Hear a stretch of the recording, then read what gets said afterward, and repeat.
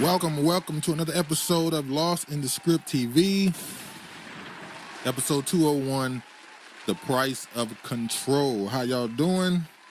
What's up, Regina? How you doing?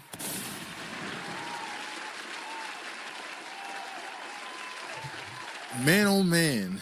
I didn't expect for certain topics or conversations from last week and the week prior to still be a thing. It's been an explosion in conversations and amount of people I've seen use certain rhetoric or share certain beliefs that I didn't think they carried. This FBA ADOS thing, this might be the biggest as far as the amount of people I see agreeing with it. This might equal the no Kamala Harris thing that happened in 2000 in the election when she ran for president the first time against where she had to drop out first. I didn't think this Essence Fest thing, but obviously it's not the actual problem. It's just this became, whether you would believe it, became the straw that broke the camel back, as the saying says, or the 1,000th cut. Way more conversations and people commenting and talking about and agreeing with certain beliefs we're going to get into today. And also an update on Akon City. They finally pulled a plug on that situation, and we're going to get to, as far as the Essence Fest and all these other things that happen when we talk about Black American culture, as we've talked about much on this show, ownership. And can we really blame people for injecting their culture in something that they purchased? It's theirs now, so we'll get into that. Anyway, hold on. Let's get to this. Hold on, y'all. Hold on.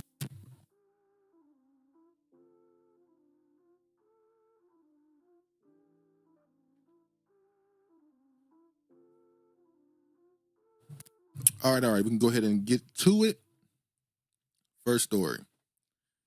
Newsom, which really just an old story.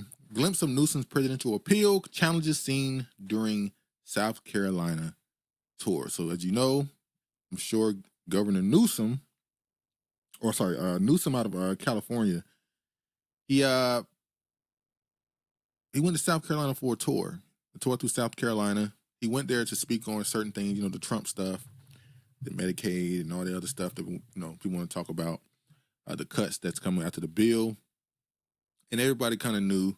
He made sure to go there with what's his name, Clyburn, who obviously did everything. If you read the article, he did everything but endorse him as a possible candidate. This was obviously just a test to see if the Black part of the Democratic Party, would they be willing to support and vote for him? I've already said I don't think so. I think being that he's from California is just not. It's going to rub a lot of people wrong in the southern and Midwestern area. So I don't think it's really a chance he can win. And then when people look at California, it's not something people want to see replicated for the rest of the country. But anyway, I want to show this here. Let me go ahead and show it. After nearly 6 months of President Trump in the White House, California Governor Gavin Newsom descended on a coffee shop in a small South Carolina city to preach his gospel of resistance. Suddenly, Democrats here felt they were witnessing a spiritual and political revival. After all the pain and trauma of the 2024 election, they seemed in the presence of an uplifting leader with a savvy to awaken the Democratic grassroots. I've been so depressed, Wagner, a retired postal worker, said as she waited for Newsom at his first stop at a cafe Tuesday. This is a ray of hope, the words they're using. It's kind of obvious this is to push him as a candidate. Thank you for suing Trump, Suzanne said. The executive director of the Florence County Democratic Party told the tall 57-year-old West Coast politicians after he delivered his political sermon. Called it a sermon, too. This is a joke that South Carolina needs, said Joyce Black, a 63-year-old grant writer, pumping her fist. Now, there was something last week I ended up skipping over. I didn't delve into it. And in another part of that story with the Zohan dude, the Indian dude in New York, himself down as African American on his college applications when he was 17. There was a commentary by some New Yorkers, particularly the black ones, that were because the most part of that guy's support in New York, the biggest bulk of his support as far as with black people is obviously the younger audience. And there was some of those younger black people making videos and content addressing the elders, saying that they're holding us back and yada yada yada. The typical stuff we hear from a lot of people in politics. And in some ways that can be true. The older generation sometimes hold on to certain things that need to be let go. Progress to them can be something they think you just keep doing the same thing. If you get the right person, it'll work out. And some others, obviously, the younger generation typically want to try something new. But when I read this article and I look at this most of the stuff around him, once again, the Democratic Party relying on the older generations, not even just the older generations of black people, but the people who are already pushing certain politics and certain agendas. It's just pushing the same circular thing we've already seen. At some point, it has to run out. We think it ran out with Trump, or at least a lot of people hope so, that there's been some type of shift. I don't think that shift is happening with the Democratic Party. I think that's more so just with black people in general, as far as politics. Maybe not as much as we want it to, but it is a thing. Let me, it's not really much more in here. It's a typical, soft push for him. But I'm going to show this here of him there. Doesn't matter. He went to the coffee shop. It didn't look, obviously it wasn't packed. It wasn't like there were just so many people waiting to be there. This was a setup situation to soft launch him. But then I saw this. It says Trump slipping with black voters after 2024 gains. And obviously Trump, barring some dramatic change to what's been the standard since Teddy Roosevelt, he has no real chance at a third seat, obviously. So he don't really care about having as much political support from certain demographics, because it's nothing he can do with it. Not to say he won't need support post presidency, because that's pretty sure there'll still be things that he will do as far as his influence that he'll try to use to continue to control the Republican Party. But I wonder, in this drop in support, is that a drop in support for Trump, or is that a drop in support for Republicans in general? And I want to know, is it the same thing on the other side? Because we know their support over there dropped. So I'm hoping that this is a sign that both parties are not seen as the golden goose, the thing that's going to save people, and that people are just willing to hold people to a certain agenda that will hopefully in the future be beneficial to us. So as you hear, President Trump is seeing signs that his approval is slipping with black voters after notable gains in the demographic in last year's election. Recent polls suggest African American voters already more disapproving of Trump than other demographic groups has been souring on the president. Decision Desk HQ aggregates find more than 70% disapprove for his job performance, while around a quarter approve, him in the weakest position with the group since returning to the White House. Although black voters are overwhelmingly backed by Vice Kamala Harris in November, Trump made significant inroads for the Republican, winning about 15% according to the Pew Research Center study released last month. Double the percentage he took in 2020, Republicans touted the development as a sign of their expanding coalition, but the latest numbers could signal risk for Trump and the GOP heading into the midterms and beyond. Well, the fluke thing that's never was supposed to happen was Biden winning the last election. Not just winning the election, but they also won the midterms. History says the way things go typically is obviously a flip-flop. And normally the biggest shift is when you have a president that wins 2 elections in a row. They serve 8 years in a row. And then you might see it go the opposite direction. One election typically doesn't go all the way to the other side as far as the House and the Senate. But that happened last time. And everybody said that that's irregular. That's not supposed to happen. That's why people accused some rigging of happening. And now we're hearing that with Trump. You got a lot of people saying that Trump and then rig the election now all of a sudden. They're election truthers, as they called the other side in 2020. But I'm hoping that this in the future can be used as a way to show that, hey, listen, both sides are not truly going to be all encompassing of all the things we want. Just vote for the people to have at least some level of agreement. And with Trump, I mean, no offense, that last bill, although in some ways people may be happy about it with the tax cuts for certain people, it absolutely is going to negatively impact a lot of Black people. So it's not a surprise that I'm pretty sure there's going to be even a sharper drop in support in the future. And but we'll see. Although they did say there's a $27 billion surplus right now for June. So after all the tariffs and the talk about how he's destroying the economy, not to say that Wall Street is doing the best, but at least in this situation, he's somewhat proven to be right, possibly. We'll see if it continues. I said, and when he first got in office, I think you got to wait the first year to see how people are going to treat and talk about him. Let me show. And then this right here. Hold on. Let me get to this. Texas floods latest. Death toll rises to 129 at battered communities facing weekend of flash flood risk. Local officials were repeatedly denied state funding for emergency flooding warning system at Camp Mystic site, but didn't deploy Amber Alert style warning, according to report. I saw this story because of a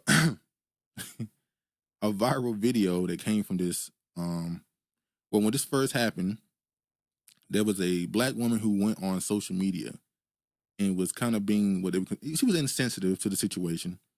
She was kind of mocking it a little bit, because there was a group of Caucasian little girls who were unfortunately affected by this.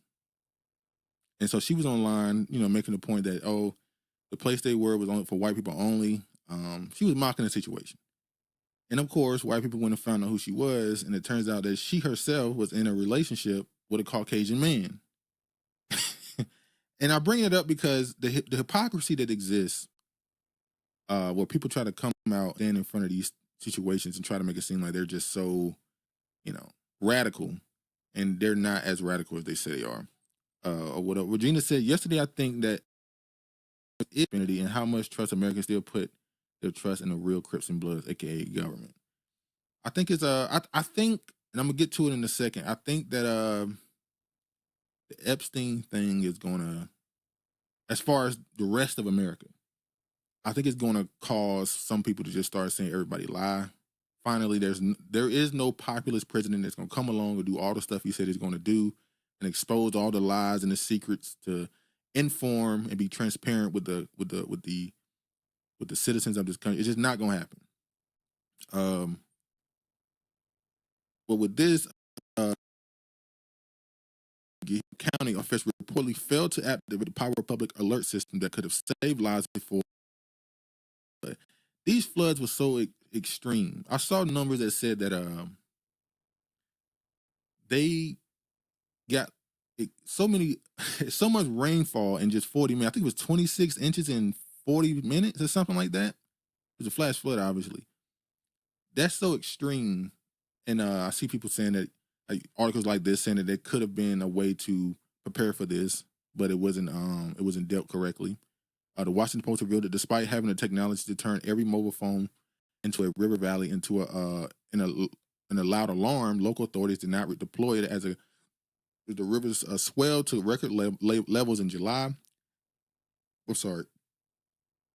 On July 4th, inundating campsites and homes. The system, which cost nothing, was implemented instead of an expensive siren system that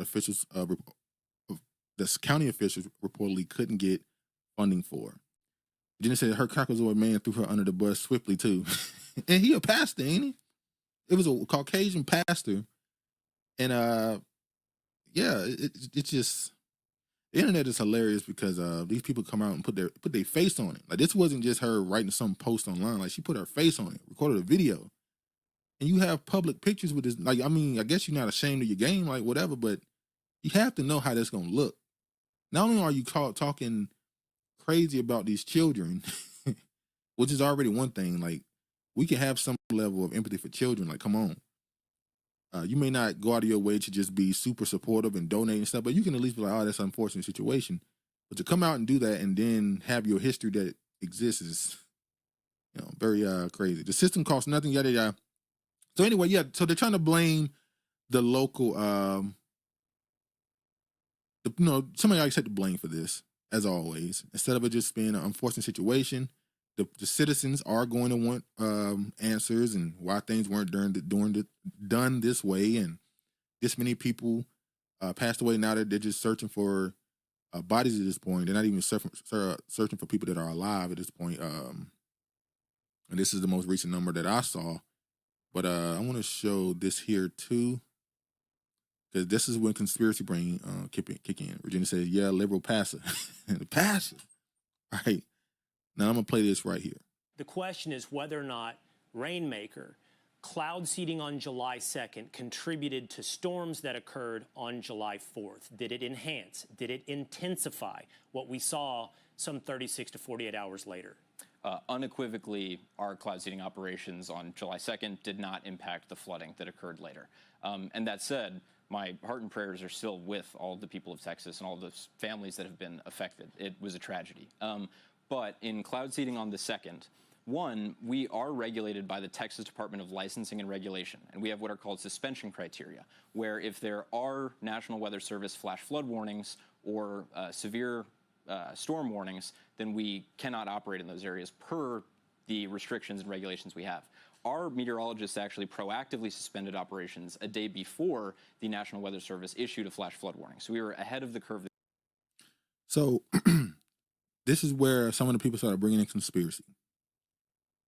Cloud seeding from a Rainmaker, the company Rainmaker. Now, in the end there, if you hear what he said, let me play it again. Before the National Weather Service actually proactively suspended operations a day before. So he's saying they suspended operations a day before the flash flood warning. It's because you recognize what you already did. I'm not saying this is what it is or they're guilty of anything, but a day before the flash flood warning came, you already knew it was coming. You was already ahead of the curve, and you didn't operate. You ceased operations. You don't see how that sounds like you knew you triggered something? Virginia says, we don't believe you need more people. Well, we don't believe you. You need more people. Yeah, and it's so crazy now. Think about this. 20 years ago, they told you that the idea of them being able to control or affect the weather was conspiracy theory. Now they're just doing it out loud in interviews like, yeah, we have this thing we do, but don't worry, it's not affecting anything. Yeah. Conspiracy theories. All right, I want to get, what is this? Oh, speaking more of the flooding, as always, when something happened, they always must blame a Negro.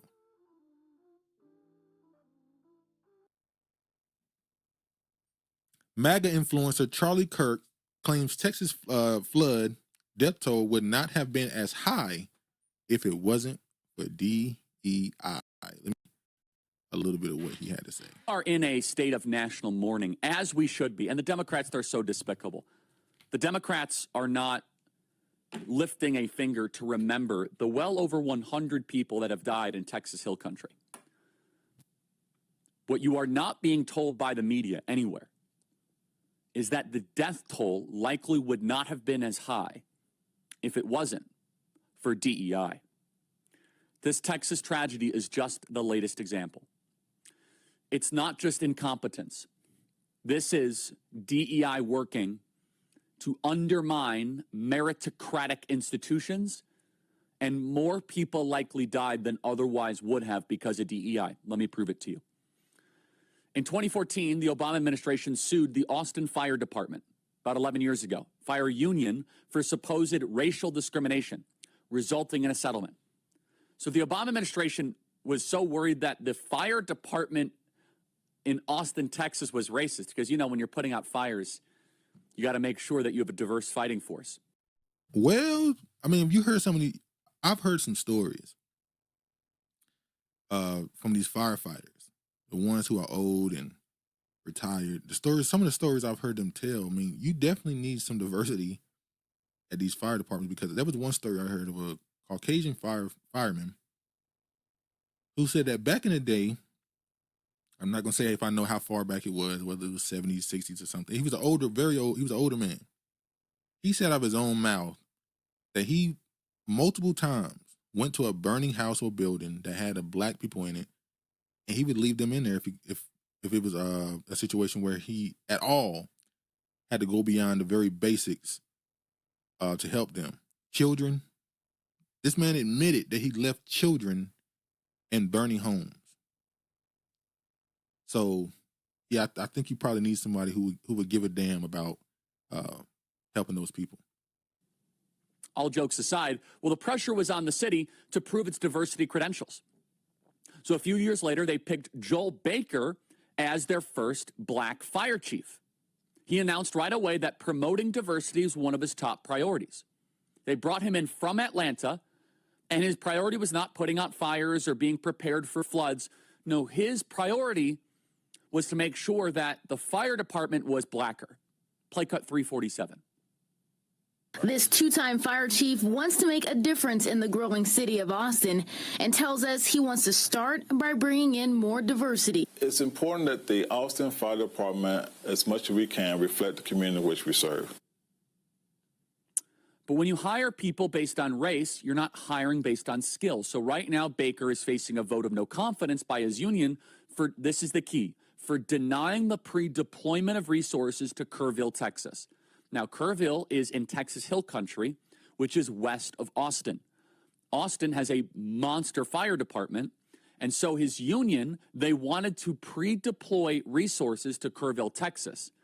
But Baker apparently didn't act because of budgetary concerns. Well, the only problem, the Austin Fire Department is fully reimbursed by the state of Texas for such deployments. They tried explaining this to him, but he didn't quite comprehend the idea of reimbursement. I don't think he knew the word reimbursement. And see, that's where we go with this. So they're making this out to be his fault. And let me say this, if he didn't do his job correctly, I would agree. The problem is, when you go into the story, it sounds like somebody above his head wanted things to go a certain way, and that's exactly what happened. And this particularly this guy here, and a lot of these other what they would call right-wing or Republican platforms, they're going to be sticking to stories like this for the next couple months, because the other story that was drumming up so hard and made it seem like a bomb was going to drop and so much information was going to be released and they were going to expose the elites and these wicked people in power. Well, Trump's administration came out and completely just threw a dud on that. Let me show this. Exclusive. DOJ, FBI conclude Epstein had no client list.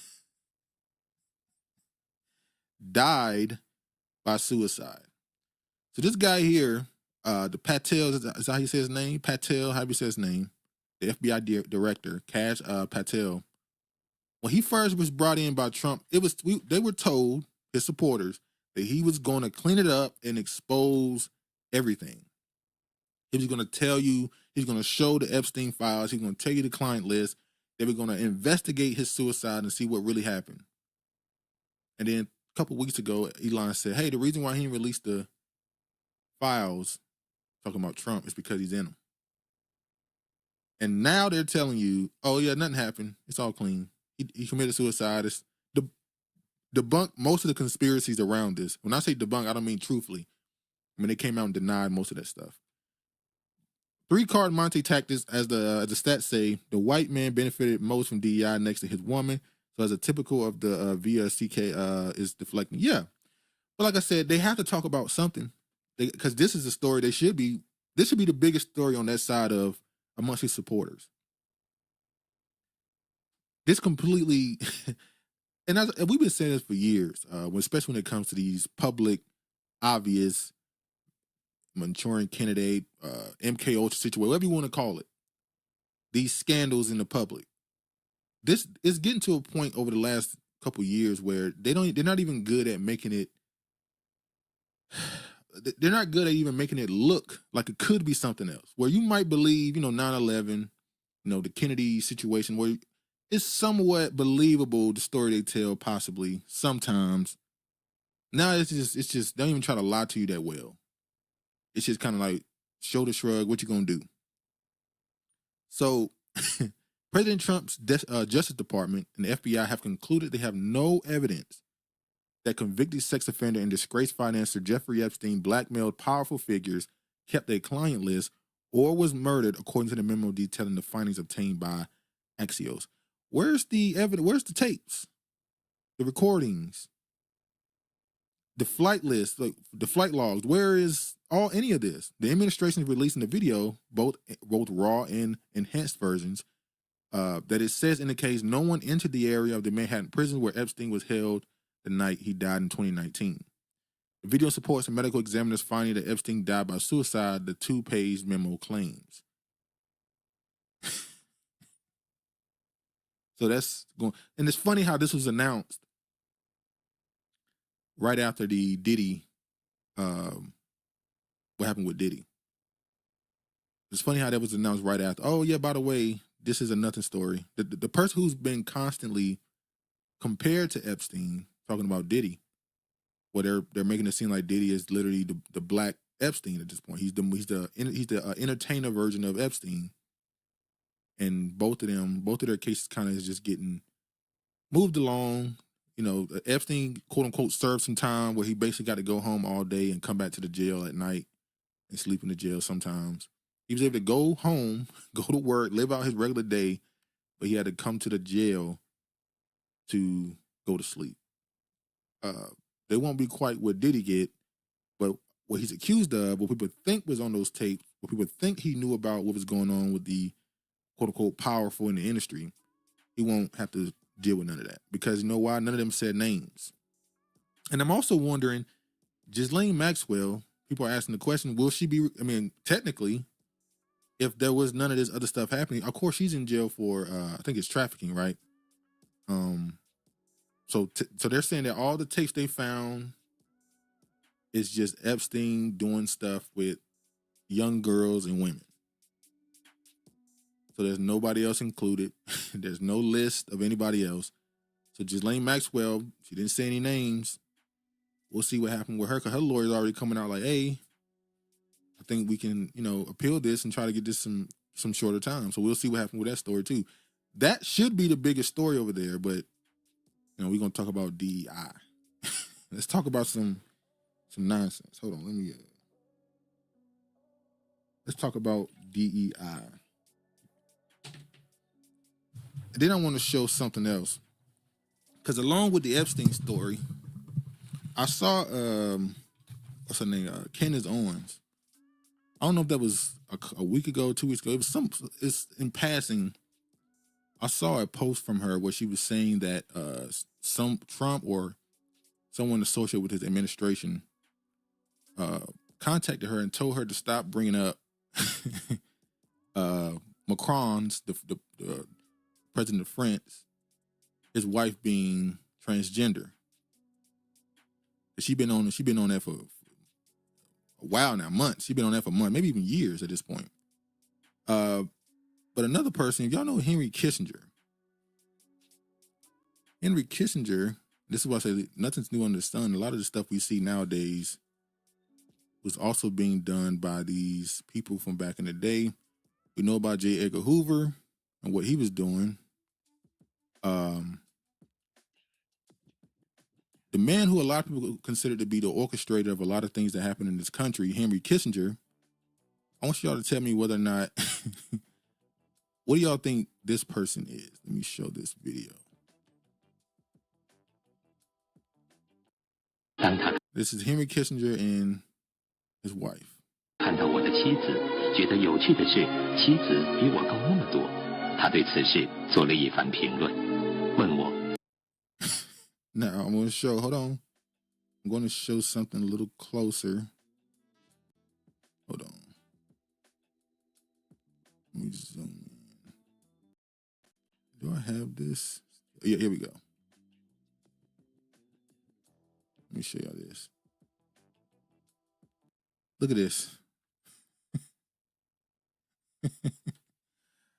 Now, if I didn't know no better, look at this mess. This is Henry Kissinger and his wife. And I'm showing this because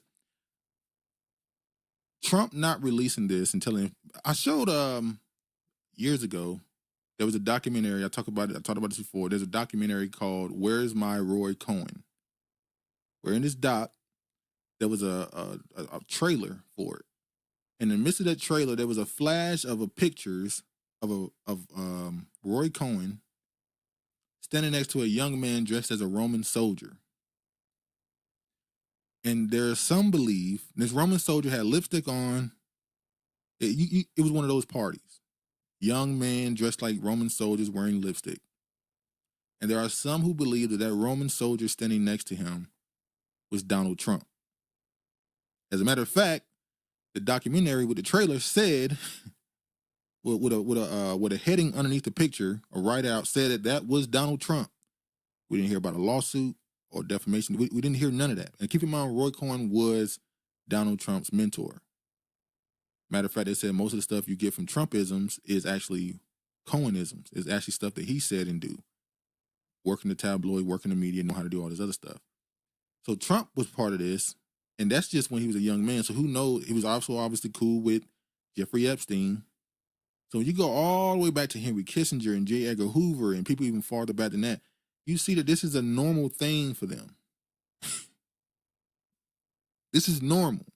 They're never going to expose the stuff. Well, they do expose it. I'm lying. They do expose it. They put it right in your face, but you just have to have the level of care and discernment to just know what the hell you're seeing. A lot of the times they'll tell you exactly what they're doing, but you just don't believe them. They'll show you. They walk around with these people on their arms. They like this person is public. They're not hiding them. I'm talking about Macron's wife as well, the older lady that he married. It's like, what, 30, 40 years older than him? I might be exaggerating, but I don't think I am. And they're public with it. But, you know, that's why when you see the backlash you see from the Republicans, a few years ago, there was a candidate, I can't remember his name now, who was in a wheelchair, who said, yeah, Republicans, I've been in some of these Republican parties and they get drunk and have orgies. Not even the next election, he was up out of here. And then they found pictures of him before he was put out, pretty much, before they put him out to pasture.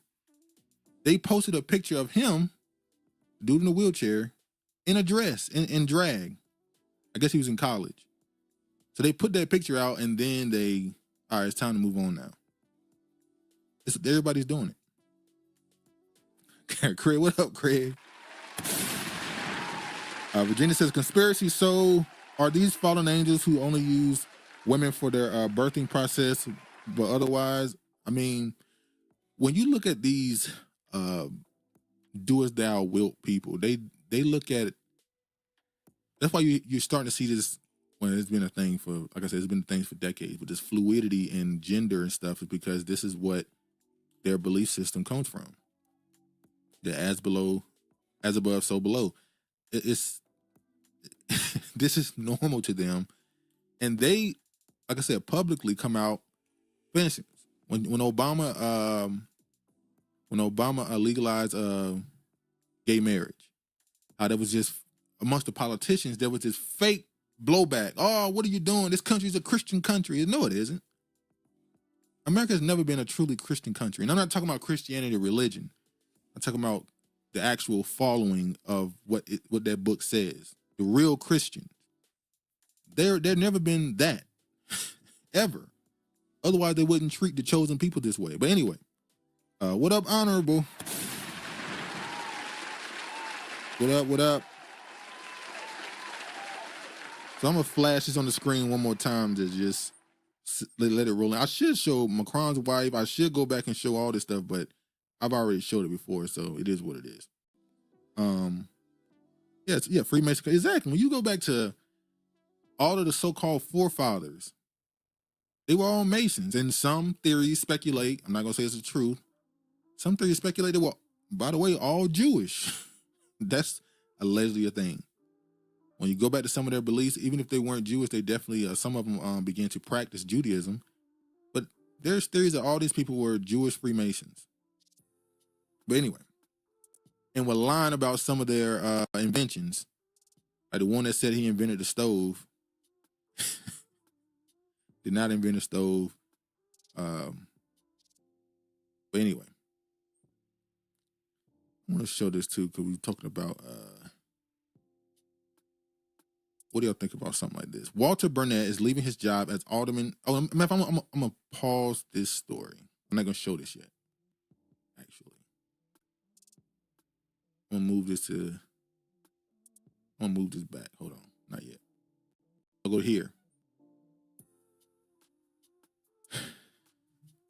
NYC Mayor Eric Adams wants to impose citywide mask ban.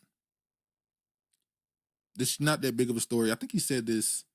He said this when he first got in office that he wanted to stop the young people from wearing those ski masks,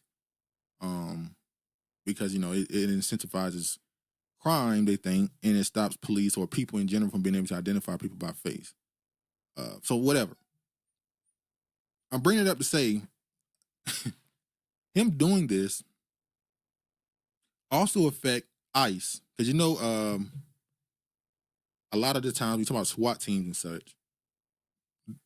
They wear a mask when they go out and complete operations. So if you do this to the young, as they call now, and I don't like the term because it always turns into something that's just stereotypical, YN, young niggas, you're trying to stop them from wearing these masks. Now I get it. In the middle of the summer, it is kind of like, why are you wearing this? But then again, amongst black people, for some reason, we get into these trends where we just wear things that, like wearing a basketball jersey in the late 90s, early 2000s, no one was supposed to be walking around in a basketball jersey in the middle of a club or something. Like wearing a football jerseys in public without even wearing, like just buying real authentic jerseys and wearing them just for style. Hell, even you talk about Timberlands in New York, those are work boots. But so we wear things outside of what they're typically for, and it's just a style thing. Walking around in headbands, sports headbands and arm sleeves. That's the AI era. So we do things like that. So I'm not going to condemn them for wearing the mask. It is what it is. It's a style thing. It's a trend. But it also is going to affect the liberals are going to like this because it's going to make the SWAT and ICE not be able to wear masks either. Adam says this is racist, somewhat, because automatically assuming if somebody's in a mask that they are committing a crime is wrong. But I guess they're making the point where if all these people who are walking in the streets, standing in the corners, certain areas, if all of them are wearing masks, if any of them do commit a crime, it's going to be harder to find them because obviously everybody's wearing a mask. So it is what it is. Craig says, I agree. Take the fucking mask off. Yeah, in the summertime, it is kind of like, come on, man. In the winter, you can justify it, even if you're saying, you still shouldn't be wearing it in all places. But in the winter, you can somewhat justify it. It makes no sense in the summer. But then again, when we look at cultures like Muslim culture, when you have the women walk around and fully covered up and all you see is their eyes, like, are we banning that too? Or is that religious exemption, I'm sorry. But speaking of people committing unfortunate crimes, I'm going to show this now. McDonald's manager brutally killed by employee inside restaurant. So this is an unfortunate story of a young lady, young black girl, and she ended up offing her boss, who was an older black woman, and it's because I'm not going to show too much detail into this, but when I saw the videos that she posted on social media, to me, it seemed like she was a little off. Obviously, if you're somebody that stabbed somebody up and killed them, you were off, obviously. But a McDonald's manager was stabbed to death at work by an employee after an argument at a Detroit area restaurant on Thursday. The victim has been named Jennifer Harris, a 36-year-old mother of 6 who had worked at the McDonald's on 9 Mile and Schroeder Avenue for 15 years. Harris asked the employee to leave following an argument between the pair. Police said the employee went home and then returned with a kitchen knife and stabbed Harris multiple times shortly before 8 a.m. The 26-year-old suspect tried to run out the restaurant after the attack, but a customer with a gun fired a warning shot and detained the suspect. Let me just play a little bit of this. Adam says, unalive by an immigrant with a criminal past and history of stabbing people before. Sad that people just running with the narrative she did that video to appear crazy. You think so? You think she was that, she was punning it that much? I don't know. Let me just play a little bit. I'm not going to play the whole thing. It's 2 minutes. I'm going to play like the first 30 seconds, and y'all tell me if she sounds off or not. I got sent home early yesterday. I got sent home early today by the same person. I'm telling you, she's a bully. This shit isn't funny. She needs to understand that just because she's a mother and got children doesn't mean that she can come in the store, you know, disrespecting people, talking to them like everybody's beneath her. She has no respect. And it isn't funny at all. Like, seriously, man, I got shit I got to take care of. And she keeps sending me home early. It's not funny. So that's 30 seconds of it. I'm going to say, yes, you do think she planned it all out. Okay. Grace says, Lord. Yeah, has it been proven that she is a immigrant? Because in this article, I couldn't find her name at all. I'm so premeditated, and why haven't any of the employees spoke about this? It's just her side. Sad her child have to hear so many people side with. Oh, no. Don't get it twisted. I'm not at all siding with her at all.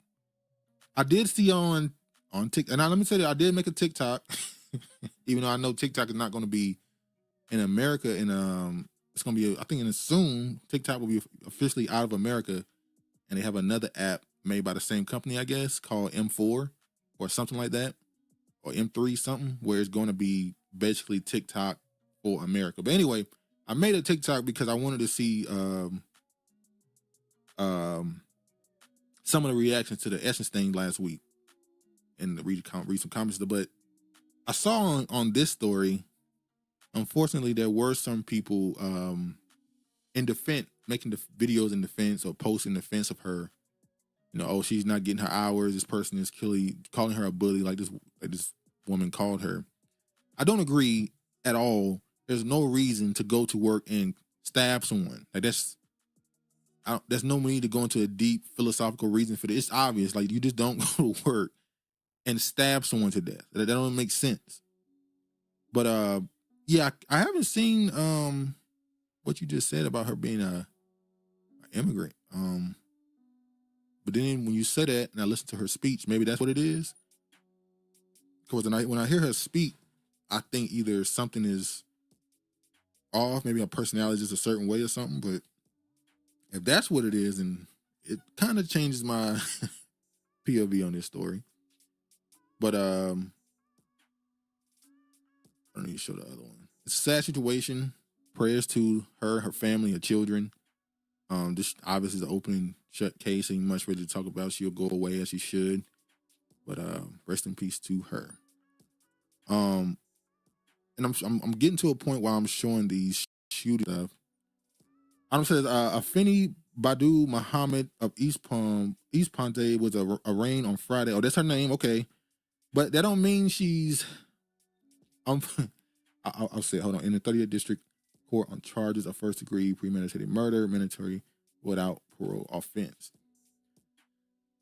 I don't like using, especially when their name is like that, because I've seen people who are from Alabama, Mississippi, who have those same type of names, and their parents simply are Muslim.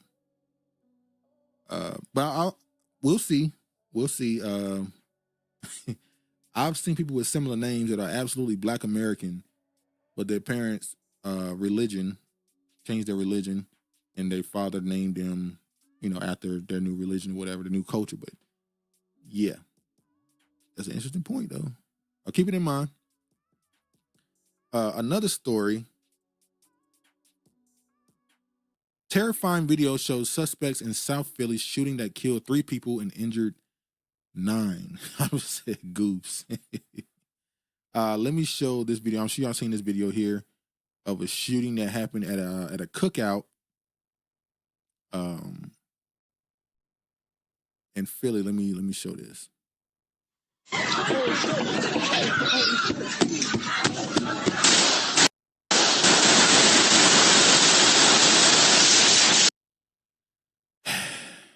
At a cookout. Come on, man. I'm not gonna put a whole video because YouTube, you know. I know there's no gore in this. We saw no one hit. But this is, so you telling me, and this is where I'm gonna sound like those right-wing trolls.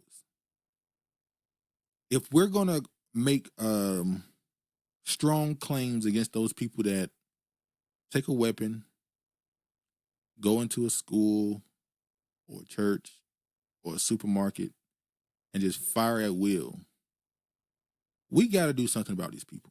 As Dr. Umar said, some of these people got to take the long sleep. There are children out there, women and children out there. Why are you going through a party, a cookout, and just firing? You don't even care who you hit. Now, I know most of the time when these dudes do these drive-bys and stuff, or these shootouts, a lot of times they be souped up on coke. Now they probably on fent or whatever they own. So they're out of their mind. They're not even thinking about what they're doing. They just have an objective to shoot at this block because somebody on that block disrespected somebody or killed somebody or whatever, and this is supposed to be revenge or whatever. So most of these people I know are on drugs, high out their mind when they do stuff like this. But these people have to be found, hunted down, and put down. That's just the truth. It's getting ridiculous. At this point, there has to be some level of fatigue. You know how they say black fatigue? There needs to be hood nigga fatigue in these type of situations. To go shoot up a cookout.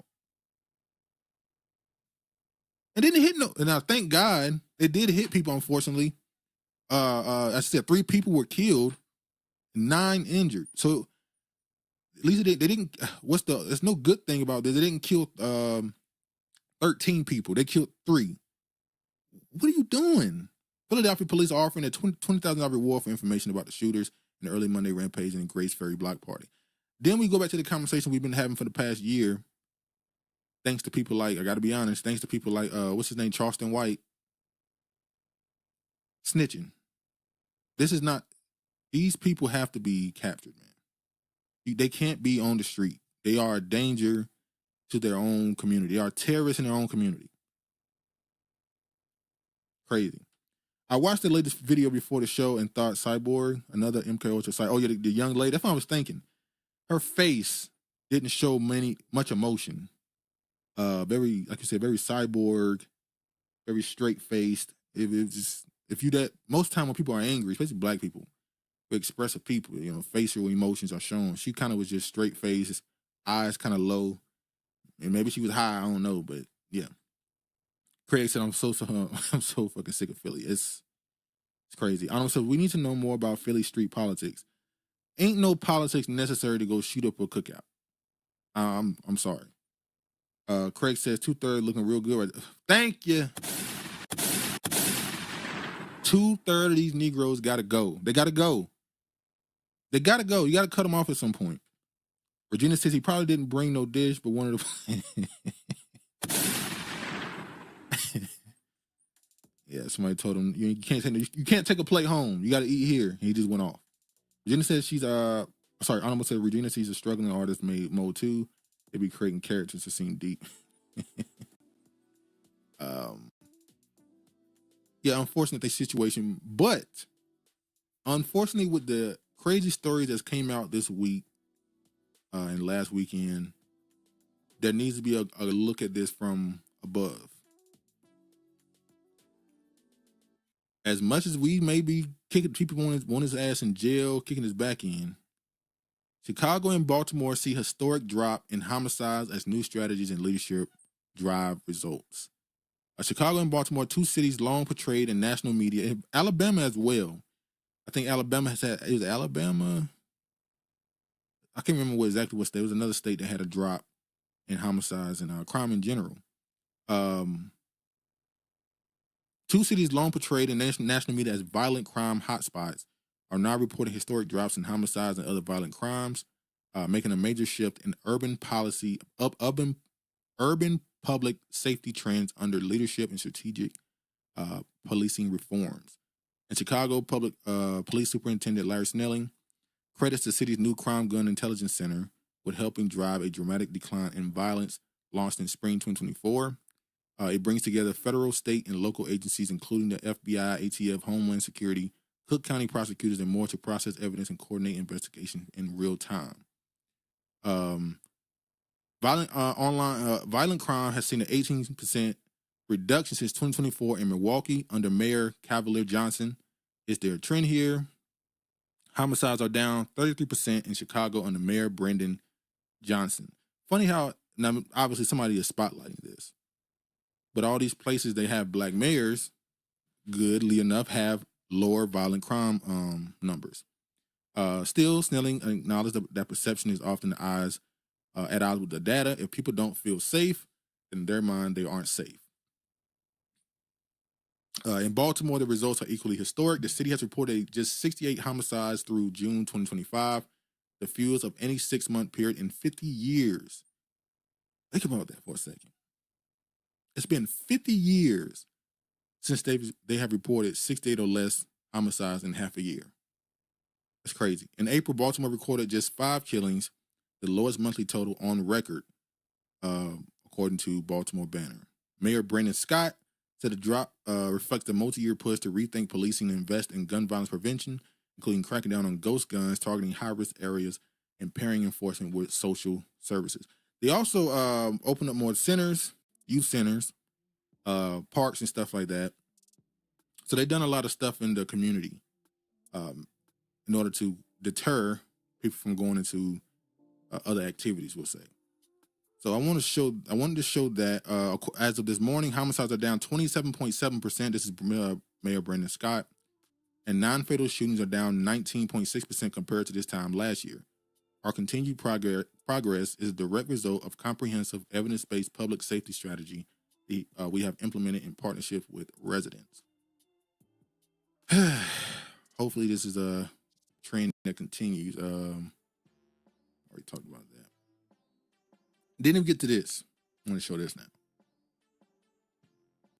Walter Burnett is leaving his job as alderman. This is in Chicago, and his son wants to replace him. Chicago's longest tenured alderman and vice mayor told Block Club he'll resign by the end of the month and wants to head to CHA.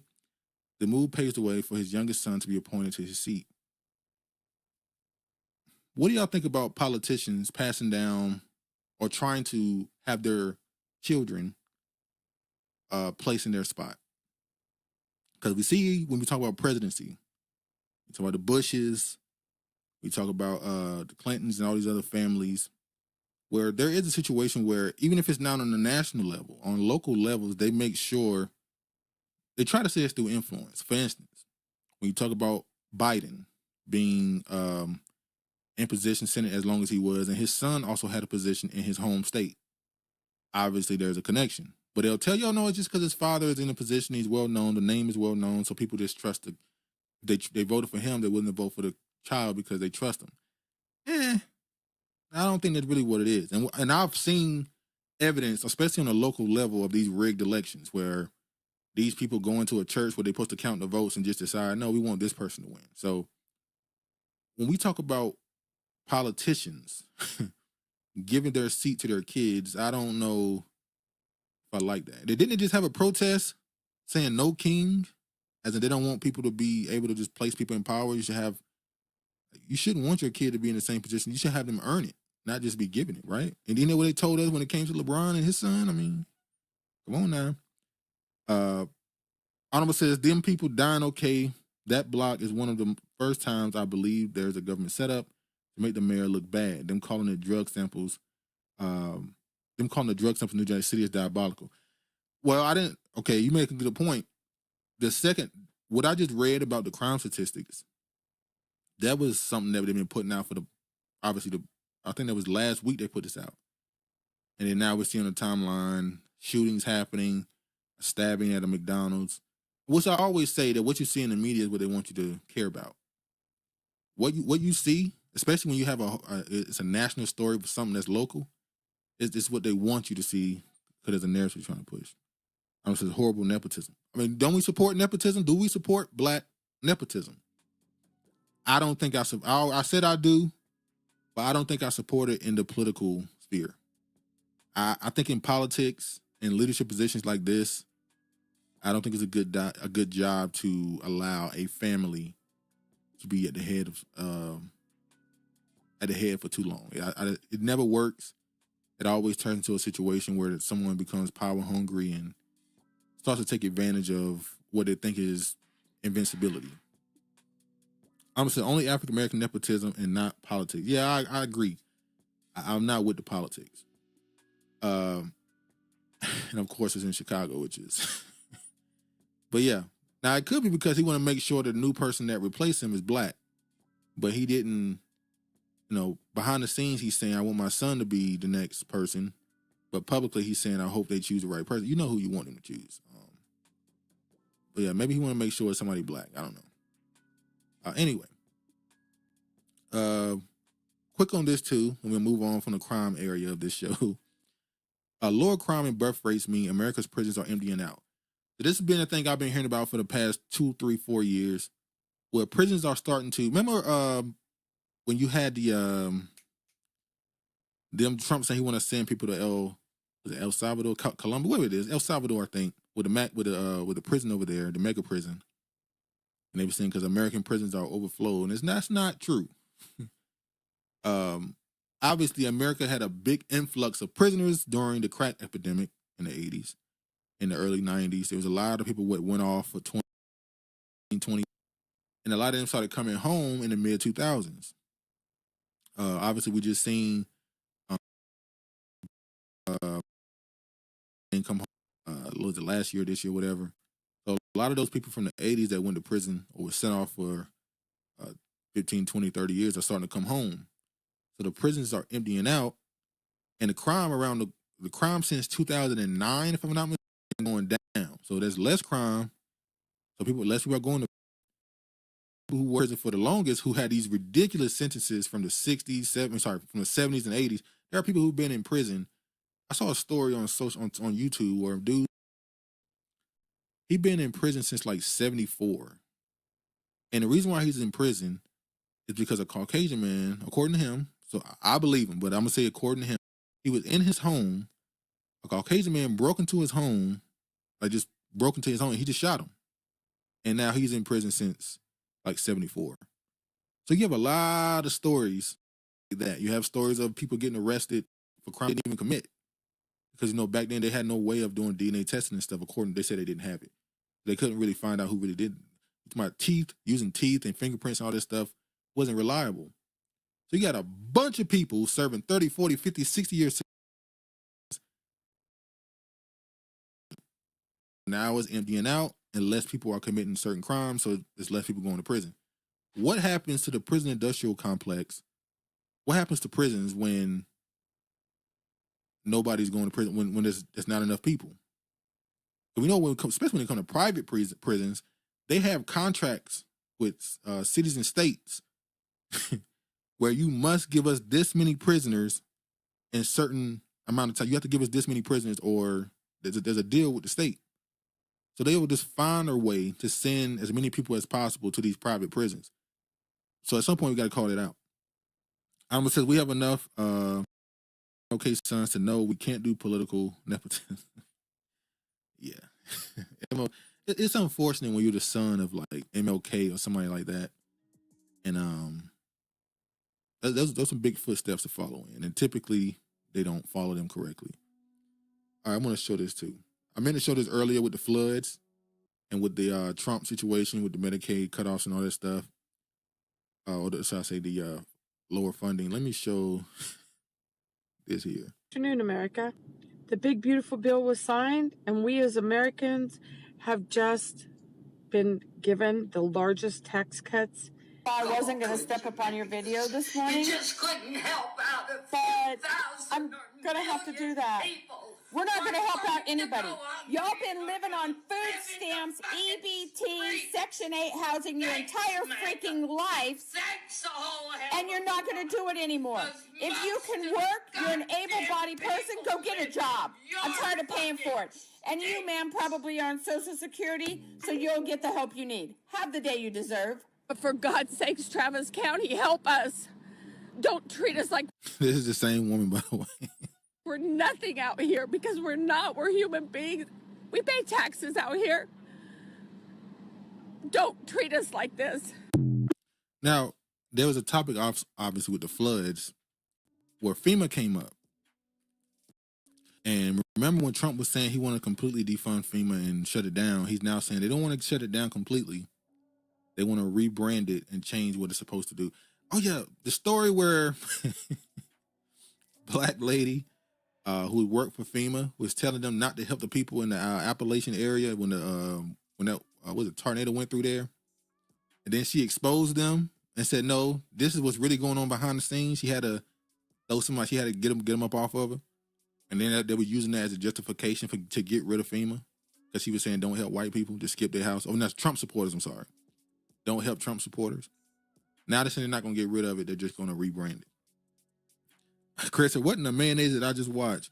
Well, she was talking crazy to people who were complaining or didn't support the big, beautiful bill. And then saying that people need to just stop living off of the government. And then when something tragic happened, she wanted the state and government to help her. Now, you can say it's a little bit different because there was a natural disaster that happened, but they're using it as a gotcha against her. All right, next up. Let's see. All right.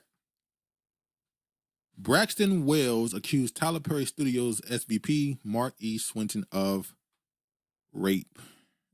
So it ain't just Tyler Perry getting hit with something. It's the people around him too. As you know, Tyler Perry was accused of sexual assault by someone who worked for him.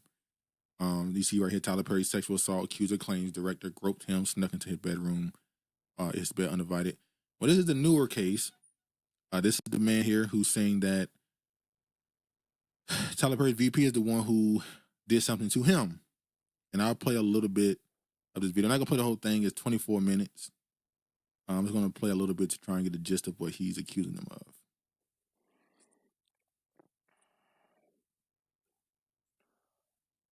All right. I'm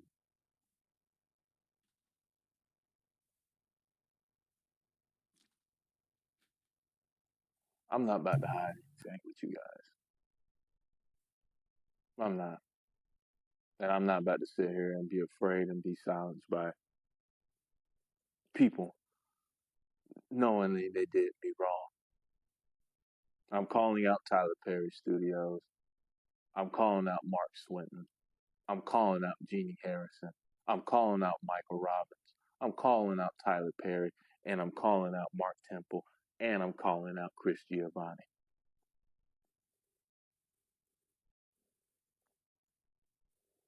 I want you guys to know what you guys did to me was very unlawful. And me being a retired vet, U.S. Army vet, going through post-traumatic stress disorder, going through mood, depressions, everything that I've claimed in my testimony. You all covered it up. You all covered up a felony crime of what Mark Swinton has done to me. I've asked for help from the California State Bar to complain to Jeannie Harrison because she didn't tell me my California rights as a U.S. Army veteran and a California LA resident. I'm sitting here looking on the news that this kid named Derek Dixon is getting unlimited jurisdiction quid pro as an LA resident, right? His incident happened in 2020 in Georgia in an employment place. He said he had a sexual harassment, and he was groped by Tyler Perry in Georgia as an employment place. But he's an LA resident. All right, y'all tracking what I'm saying? 2022, my incident. I get sexually assaulted and raped, drugged, blacked out. That's a felony crime. And it happened in Georgia as an LA resident. So if you guys don't know the laws in Georgia, this is what they put against me. They said I had a 2 years of a statute of limitation. I got 5 months late. 2 years of statute of limitation, right? Now, let's go back to Derek Dixon. 2020, same incident, but just a different, he has sexual harassment. That's way before statute of limitation, right? 2 years, right? That's what, 4, 5 years? And he gets a lawsuit with his attorney, Jonathan Delshad. Jonathan Delshad gets him a $260 million lawsuit. And it's all over TMZ, it's all over Fox, it's all over every news outlet that you can name up. Right? Every news outlet. But my civil attorney. Now let's go on a story. How all this stuff happened to me. Ever since I came out with my first video. Okay, I'm not going to play the whole thing, but that's the synopsis of what his complaint is. What up, Kiefer? Jenny says, not saying these guys are innocent, but isn't it interesting that the matrix system is knocking down all the black male billionaires club in a common entertainment biz? Yeah, we could say it's to maybe trying to stop people from seeking that type of wealth, control, and influence, or we could say the people who get to that level have been contaminated. So maybe they weren't like that at the beginning, but by the time you reach billionaire status, a lot of people aren't the same person, obviously. I don't think you can name one billionaire that didn't do something wrong to someone or some group of people. It's hard to become that level of a billionaire. That level of capitalism is going to force you to become very, very self-centered, selfish. It's going to take you. You're going to have to become a quote unquote bad person. At least with the rest of society's social standards would say would be a bad person. So yeah, on one hand I can say them it happening so often to the black ones is a cause to pause, as Stephen A. Smith would say. But I can also say I'm not going to say it's not possible that it happened, because I think once you reach that level of wealth, you are a different type of person. Craig says, I say both. Virginia said, Honorable says, all the self-proclaimed billionaires declaring they billionaires at the worst times in the economy. Now that's true as well. That's what was going on with the Kanye West thing, where he wanted to be recognized as a billionaire, because once you're recognized as a billionaire, there's a level of, I guess you could say, respect you gain amongst other people. When you go into a business meeting and you have that tag billionaire next to your name, they talk to you different. But yeah, this is a crazy time. It's scary to be a black billionaire right now, unless you've been on some normal mind your business type stuff, which I think most of them, it's impossible to do that. Then said, I agree with you. It's interesting to watch the domino impact of that one. Now that one. I guess if Oprah gets on the chopping block, run for clear. And let me say this. I'm saying what I'm saying now. But if they get Oprah, I'm gonna say, okay, I might go along completely with this idea that there's clearly an agenda to get these black billionaires up out of here. Because Oprah has been somebody who has shook hands and rubbed shoulders with everybody that they said she should shake hands and rub shoulders with, no matter who it is. Foreign, domestic, international. She's rubbed shoulders with everybody who people who want to be in that space are supposed to be cool with. If they get her, then yeah, it might be a thing.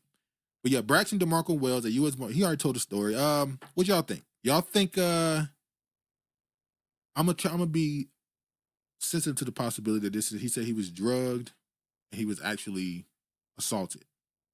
So I'm not gonna challenge whether or not I believe that or not. I'm gonna leave that alone. But I did find it a little bit strange that he kept comparing his situation to the other guy. If you say that you are a victim of assault or whatever, you should be a little more, he should be a little more sensitive to the other guy and say that something happened to him. I get the angle he's going from. I think he's trying to say, oh, the white dude was able to get, some help for something that happened 5 years ago. Something happened to me 2 years ago, and I can't get nobody to roll with me. I think that's going to rub the people that he want to be supporters of what he's doing. They're going to use that as an out to dismiss him. I think that's what I think. Obviously, in the video that he released one before. This one, he reached 24 minutes. It's 24 minutes. He go into full detail of all the things, the first time he made a video, what they did, how they tried to blackball him, the threats he got, and all the other stuff. But this is, once again, when you get accused of something by one person versus when other people start coming out saying stuff, same thing with like Shannon Sharp. Although Shannon Sharp don't look as in the dark with his case as it once looked, I'm wondering if Tony Busby wish he would have took the $10 million possibly. I saw somebody make that comment. He probably should have took the money because it's looking like we'll see what happens with Shannon Sharp if things have turned for him in his favor possibly. But in this situation with Tyler Perry, this is not him doing something, but he said Tyler Perry covered it up, so he's just as guilty. Honorable says, never will that happen. Monique will get her public apology first. Never. That's going to be our first sign she's in danger. That's true. You're right. If I see Oprah or Tyler Perry publicly come out, although or Tyler Perry come out and apologize to Monique, and I know it's real bad, and it might be over for them. And they're trying to get that black support. They want full throttle black support, or it's over for them.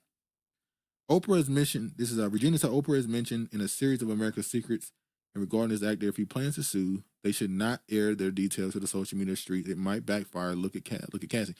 Well, the Cassie situation is different because she didn't want details out. Details came out because the feds came after Diddy. She just said she's going to put some stuff in the book. She put a civil lawsuit on him. He paid, and she kind of was about ready to go. The feds stepped in and said, no. You're going to be a part of our case, star witness. Come on. And unfortunately for her, the details didn't put her in the best of light.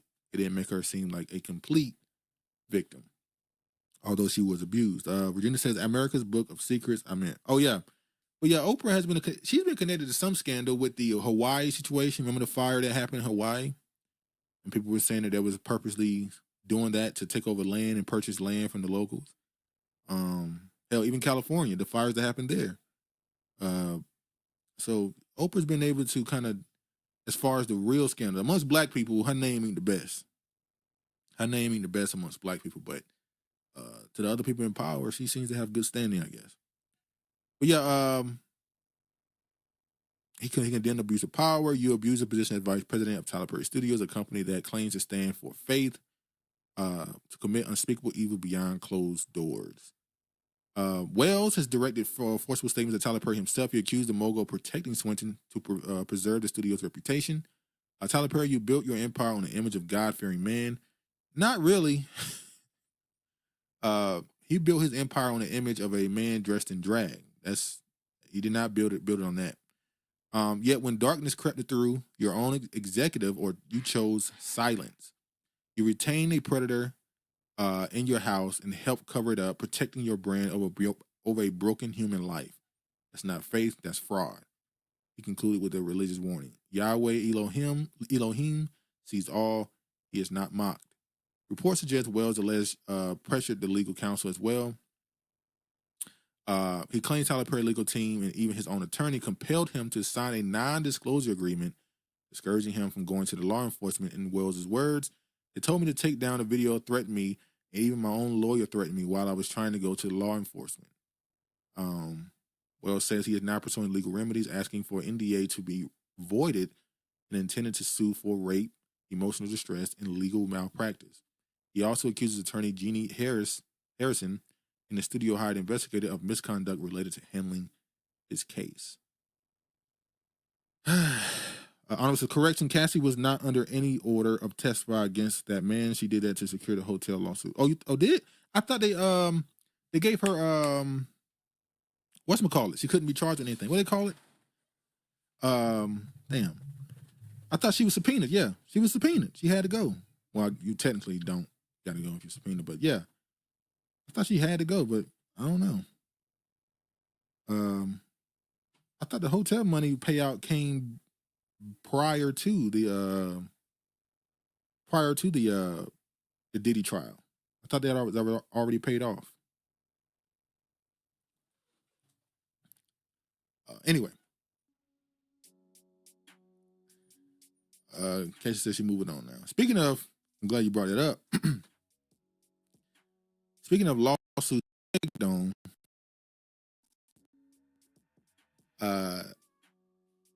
T.I. and Tiny, they had won $71 million. And I remember T.I. coming out saying that he's retiring. He's never doing a tour again. He's moving on to better things. He's about to live a normal, soft life, as they say. But now, the judge pulled back on it. The T.I. and Tiny $71 million award for victory in Doll trial cut down to $18 million. Now they could pursue a new trial. I don't know, this, they secured the settlement days before she testified. So, but yeah, that's what I'm saying. If they secured it before she testified, I mean, okay, I see what you're saying. The tape comes out, I'm suing you for it, and now I'm about to go on trial to talk about it. Go ahead and settle with me now before. Okay, I can see that. Yeah, I can see it. Settle with me before I get on the stand. It's like a threat. All right. Virginia says, have any of you ever heard of the young black woman novelist Erica Kennedy, who wrote the book called Bling?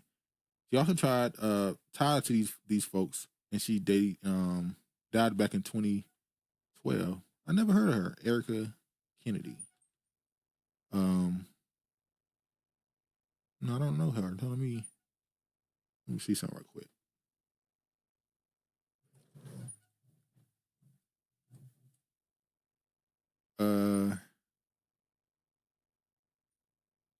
I don't know this one, Regina. Elaborate jewelry and clothing and appreciating the offering. She said she was associated with them. She's tied to those black men billionaires. Oh, okay. I'm gonna look that up. Erica Kennedy. It says we were passing that book around in middle school. I'm gonna look that up. Erica Kennedy. I'm gonna look her up. Oh, but yeah. They won $71 million. The judge says that the $53 million ruling for punitive damages, he didn't see that they met the criteria. So he said you get $18 million or $17.8 million, something like that. So basically $18 million, and you get $1 for the punitive damages. That's the only thing we can prove. Or you can go to a retrial. Now I'm wondering, if they do a retrial, does that mean that they don't get the $18 million either if they lose the retrial? Or is the $18 million automatically awarded to them? U.S. District Judge James L. Selna slashed T.I. and Tiny's $71 million award after their victory in the lawsuit against MGA Entertainment. The judge ruled that the evidence did not support punitive damages of $53 million and reduced it to $1. The couple can choose to accept the award or pursue a retrial. That's messed up. I saw people saying that this was karma because I guess T.I. or Tiny wanted to made some comments about Cassie in the Diddy case. Less than a year after T.I. and Tiny won their lawsuit against MGA Entertainment with a $71 million award, a judge cut down the payment to $18 million. He said the $53 million granted for punitive damages was unsupported by the evidence. Instead, he found that the maximum punitive damages award sustainable by proof was $1. In assessing the evidence of MGA's willfulness or intent, the court finds that the amount reflects the fair value of a punitive award for MGA's conduct. The ruling states, adding that if the pair isn't willing to take the remaining $17.9 million left, in addition to the $1, the other option is a new trial. Man, 71 million gone. I want to read it now and see something. I almost shed a tear over the T.I. mess. It's like the black guy in the testing settlement when they reduced the $137 million to $15 million. Yeah, that's what they always do. They give you these awards, then the judge decides, because they have the final say so. No, I don't see this as fair. It's messed up. But it tells me that judge is he goes golfing with someone. We'll just say it like that. The judge been golfing. Let's see. Oh, speaking of more reneges, more people reneging in situations. Finally, we waited. We wanted to see where it ends and how far he takes it. But Akon City, and this is how it was labeled when it was first introduced to the world, by the way. I'm about to read this headline. This is how it was first introduced to the world. Akon City, a futuristic new homeland for African Americans. Homeland. Now looking back, how disrespectful was that? To think that you, Akon, can go build a city and it could become the homeland for Black Americans. That's crazy. That's honorable talking to her. Virginia says, I asked about the author Duke. As it appears, anybody attempting to write books about the dude's experiences either come up dead, Erica, Kim Porter, or have their reputation tarnished with their, hey. Oh, by the way, you can put links in the chat now. I had to enable it. At least on the thing that I'm using, obviously on what's called, you could always do it. But now I will be able to click links immediately to get to it. But yeah.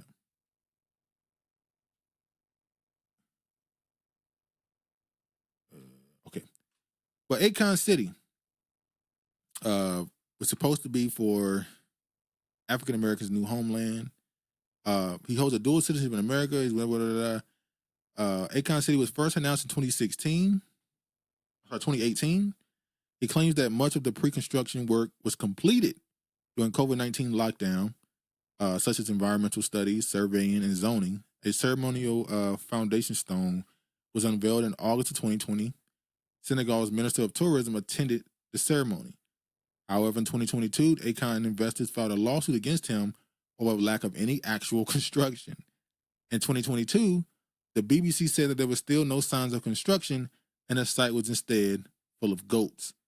In May of 2023, Akon tweeted pictures of alleged construction occurring on the site. And now, as of today, singer Akon's failed futuristic city in Senegal ends up a $1 billion resort. So they pulled out, canceled it. It says Akon was over there promoting these Asians had influence in African American spaces. Well, as everyone was saying when he was promoting this, his biggest problem was he didn't make it a project or a passion project for Africa necessarily. And maybe it was because most of the interviews we saw was with American media, so I'll give him that benefit of the doubt. He kept mentioning Black Americans. He kept making this to be the place that he wants particularly Black Americans to attend or go to or visit or stay. And I thought that was not smart because it's on the continent and there's global. You could have went more of a global route, which is funny because that was his critique of T-Pain. He said T-Pain's sound, he kept it local in one way to be successful with his one demographic.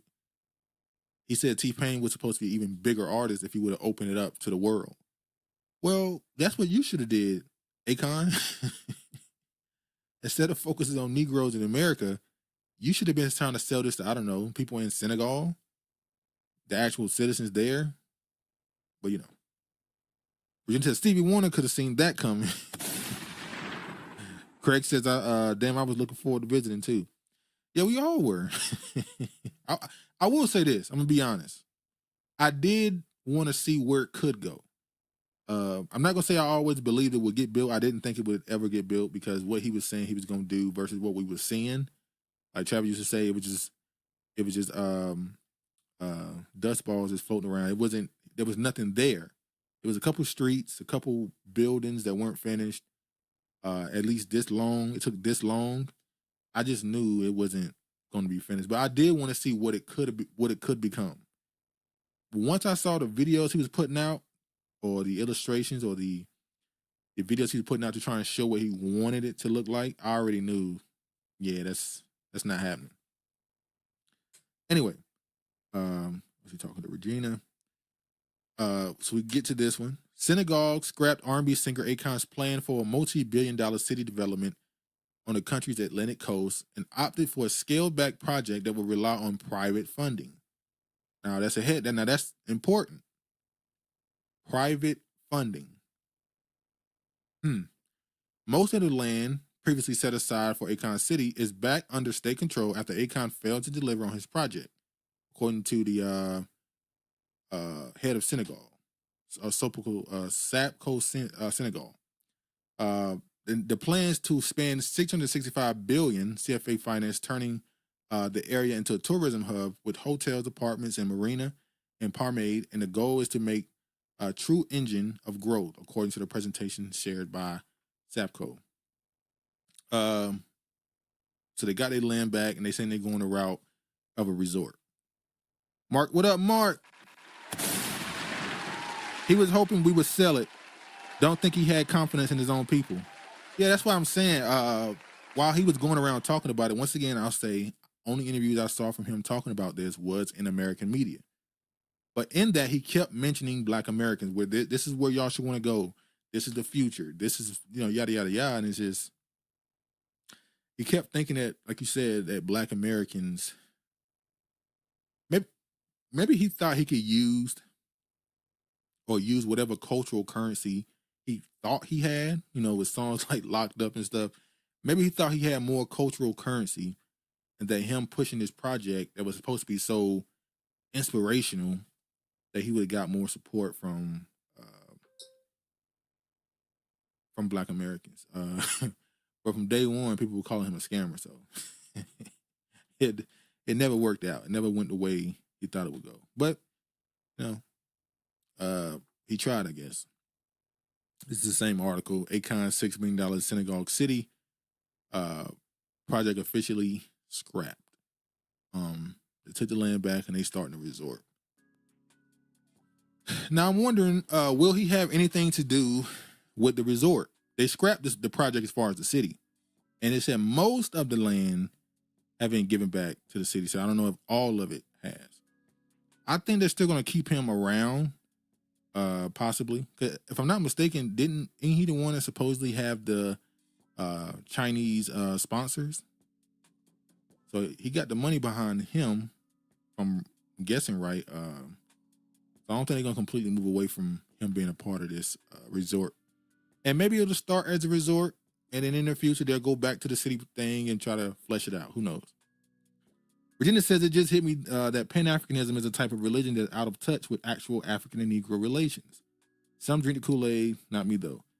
Yeah, I said it's a religion because, and like I keep saying, it's a religion, and they kind of view continental Africans in particular, the Pan-Africans view them like they're the sheep, and Black Americans have to be the ones that go along and teach them.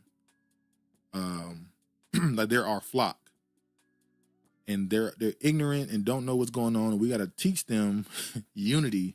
We got to teach them how to come together and stuff, and it's just, yeah, that is just not realistic.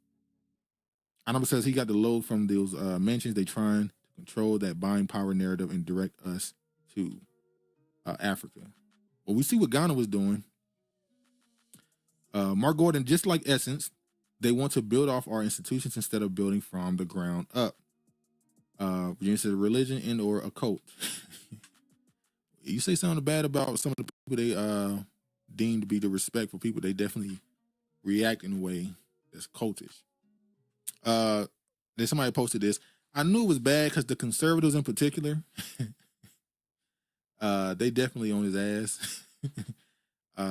Calling him all type of scammers and stuff. But yeah, Akon's giant Wakanda grift comes to an end. Rap star Akon futuristic Wakanda inspired. And he did say that, so they're not being racist, that he called it Wakanda.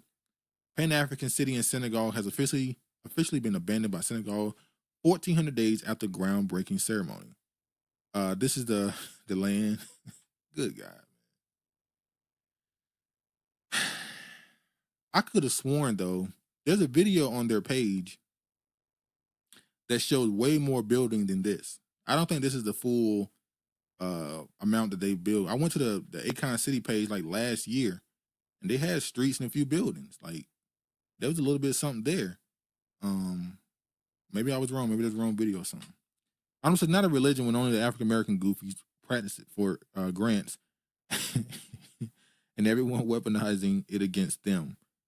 Like I said last week, that dude said Pan-Africanism taught him to hate being a Black American, to despise that, because that word American is a part of it.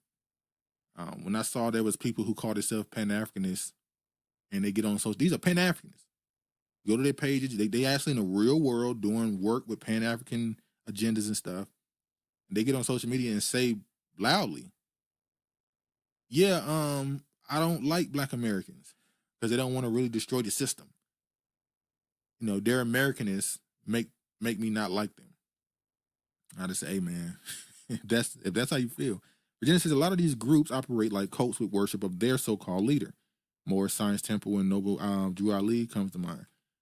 Man, I remember when I was like 16, 17, I was looking at type of stuff up. The Morris people.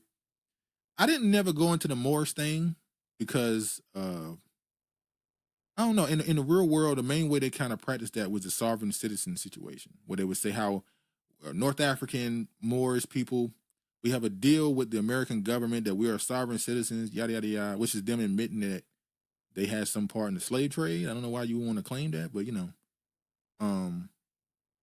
But yeah, I never got into the Moor stuff, Moor's temple stuff. But I would say it was the AI. No, not the AI video. Let me check. There was another of him of a car, like it was point of view or POV car of them driving around what people thought was the city. Let me see if I can find it. If I lag right now, y'all apologies.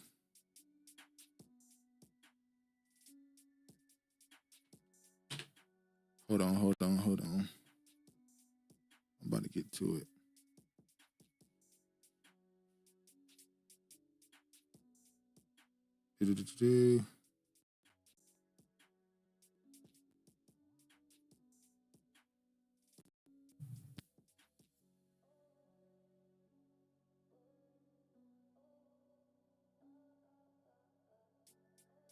Okay, no.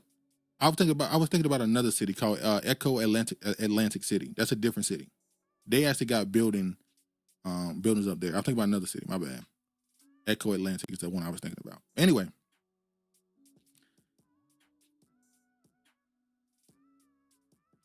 Virginia says the Pan-Africanists also don't want to tear up the system, hence Akon's story. Yeah, they're not going to touch it much. Honorable says, I keep seeing goofies on TikTok says they hate seeing Beyonce and Kendrick with the American flag, but proud to be Black Americans. Like, shut the fuck up, dummy. Once again, that's what the 1960s was introduced to us, a lot of Black political stuff, even though it existed before, but it became very mainstream Black America in the 60s. The Black Power, the Panther, the Black Pride, all that stuff popped up. And that was around the time where we were in the midst of trying to build this idea of, and it worked, of trying to build this Black American, not a Black America, but Black America identity. Well, you know, that's when you start hearing that whole idea of there's two Americas. There's Black America and there's White America. There's two separate Americas. And it led to people denying what was considered the white America. And part of white America was patriotism and the flag. And so that led to Black Americans having a Black American pride, which was really just Black pride. And then there was a very strong anti-American flag, the colors and all the other stuff. But that wasn't all of Black America, but that was the very big push in the Black Power movement. So that's why you hear a lot of Black people say, "I'm proud to be Black American, but F that flag," you know. So it's this weird contradiction that exists within us. But we're proud to be here. We're proud of the stuff we've done here, but we're not proud of here. If that makes sense. Honorable says, I'm saying whatever you saw was AI. It was not that. No, you're right. It wasn't the same place. It wasn't Akon City. It was the other place that they building. It's a totally different city they building. Mark Gordon says we still own Ebony and Jet. We need to keep investing in them. Boycott Essence. You sure? I thought Ebony and Jet was sold off to a white majority company. I'm gonna talk about that later. Anonymous says, unfortunately, Mark ChatGPT, nope, neither Ebony nor Jet is Black owned anymore. Okay, you got it. Damn it. Yeah, Mark, they got it. Regina says, when you look deeper behind the scenes of all these movements, aren't they heavier on the immigrant side, less American? And Americans are duped because of skin associating program. I can't say that. I think when you look at the Black Power movement, especially at the top of it, yes, there were some like Kwame Ture and all this stuff. There was a few people at the top of it that were immigrant backgrounds, but the grassroots of it, the building of it, was just Black American. So you could say that the people at the top who were other demographics or ethnicities definitely have some influence in this usurping of not being pro-American fully. That's possible, but I think it was a thing that was necessary back then, and even still now, when it comes to building an identity and establishing a strong culture. Unfortunately, we went away from our culture for the most part. We don't practice certain things we used to. We don't keep certain things traditional as we used to. And I think some people, as Honorable said last week, there was a lack of ethnic pride that might be returning.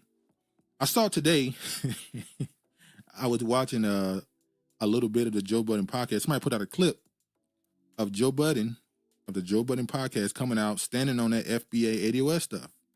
Like, that's a big platform. Like I said earlier, that Essence Fest conversation, it's exploded the conversation when you talk about the FBA ADOS stuff. The fact that you have Joe Budden on the platform referring to Black American culture and standing on it and the disrespect that Black Americans are getting from other demographics, I think that's a big deal. I think by 2028, I want to see how far this goes. I'm gonna say the Black front facing is all we got now. He's talking to her. But yeah, anyway, let's move on. Yeah, they see how empty it was, and oh, here it go. Here's the video here.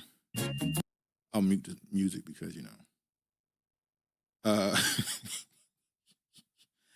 Even the AI, it looks bad. Like, it's not even good AI. Like, the building, the architecture just looks strange. They don't even look like it's something that's... Only place you see buildings that look like this is like Dubai or something. See the resort. This is the original video they put out, obviously. We can fast forward through this. It just don't look don't even look good. I'm gonna say a round of applause for having that conversation at the top of the show, and lineage is ours. Hey man, Flip, who is Caribbean, and let me tell you, Queen's Flip from the Joe Budden podcast. Y'all might not know him. I'm pretty sure most of y'all do know him. A few years ago, Flip, and I'll be honest, Flip makes really ratchet content. And I watched some of it. Arguments, fake fights, sometimes real fights and stuff. But he's like a Jerry Springer type content creator. A few years ago, Queens Flip kept calling himself, Queens Flip. That's his name, Regina. Queens Flip. A few years ago, in his content, he used to always say he's Black American. I remember on his podcast when he used to interview people, he used to always challenge sometimes when he would have Hispanics or Asians come on his show. He would say, "Why do you say the N-word? Why do you say the N-word? We don't support that, yada, yada, yada." He referred to himself as Black American. And then years later, I didn't watch him as much when by this time, he came out like, "I'm Caribbean, I'm Jamaican and Haitian." And he was like, wait, for years, he said he was Black American. So now he's on the Joe Budden podcast, and Joe Budden keeps, as in the last couple of months, have been making this Caribbean joke where he says, "How you Caribbean? You're in New York. You don't know nothing about hip hop. This is what I'm saying, these Caribbean." He's making this joke, but it's becoming a thing now. Constantly make sure when Joe says certain things, he bring up FBA ADOS. He'll bring it up. He'll make Joe stand on it. Like, you're going to say it, stand on it. And today, or whenever they recorded this, he stood on it. So shout out to him too. I almost said it's revealed that that an African-American man, Kappa, was running Essence this year, and it is my heart. It makes so much sense why Target is still involved. It will be one of them saying F the community, get the money. Well, can we say also that Target, who the reason why their people are going against them is because they're getting rid of the DEI initiatives? Can we also say that the fact that they kept their contract with Essence, that they kept their contract? They could have ended their contract and say, "Hey, that's a DEI program or DEI initiative. We're not doing it no more." Trump said we ain't got to pay all that money. I mean, that's kind of commendable, maybe, that they actually kept their end of the deal and kept the funding for Essence. So it's two sides of that. And in fact, it was an African American man. It was a dude that ran it this year. So it wasn't even the woman. It wasn't even the African woman. Oh man. Speaking of paying tribute, I should have put this at the top, but I'm gonna do it now. Yes, it was an interview on YouTube. Man. Well, he got to get smoked too. But I want to take a break right quick and point this out. I want to send condolences and rest in peace to Mama Burks. Gospel pioneer Mama Burks, former lead soloist for the Mississippi Mass Choir, has joined the ancestors. What up? We need a scholar FBA book to define our premise: FBA political, FBA economic, FBA education, FBA food, FBA arts, FBA music. You mean culture then? That's just all culture. It should have already been defined. Changing the name shouldn't change much. That's Black American culture. Mark says, "I thought the African American man left, and that's why it fell apart." Virginia said, "I hear to Mama Burks in the wee hours a lot. Rest in power to her." Yeah, rest in peace to Mama Burks. Growing up, I had uncles who used to always play her. My grandfather used to have this type of music playing in the car every morning. So this definitely is part of my childhood. I'm gonna play a little bit right here. This reminds me of playing at white people a few days ago, how they were singing this type of gospel music. But rest in peace to Mama Burke.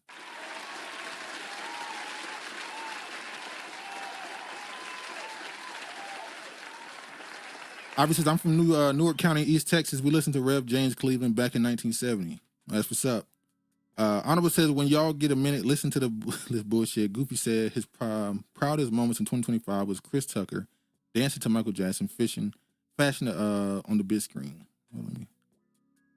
Hold on.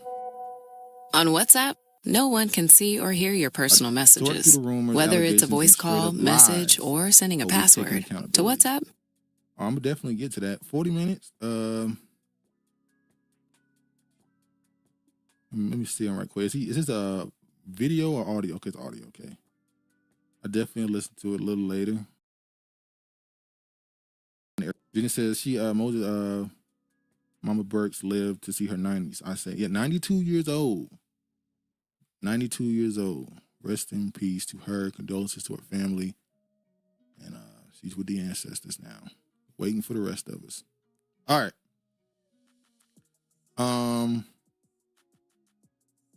Moving along. Had to give that a moment.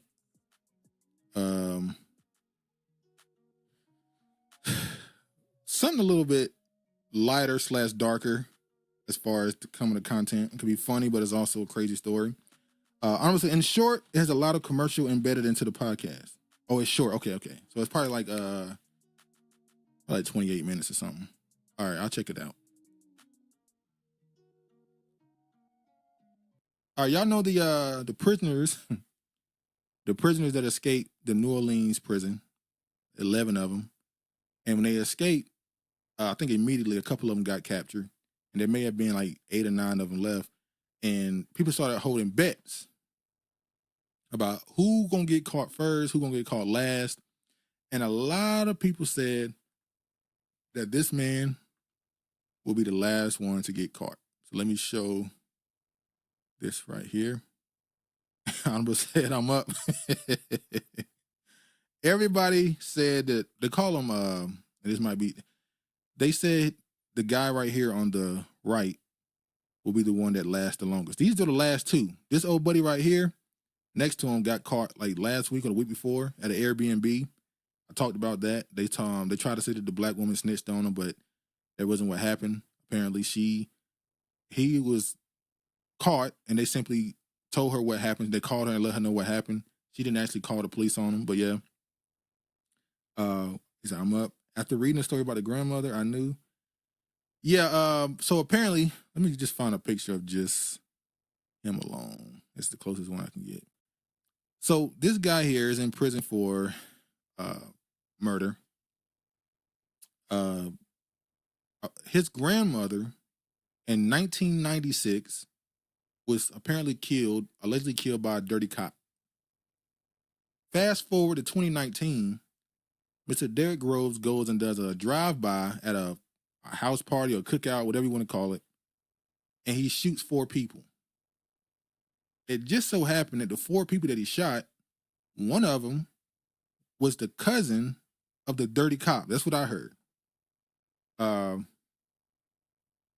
Correction for straightening up the community. Oh, okay. So a lot of people immediately said, oh, he killed the cousin for revenge for his grandmother. Now, it seemed like that's not what happened. This was just a rant. This was a shooting that had nothing to do with that. It just so happened that the person who killed his grandmother, he killed his cousin, 20 years later.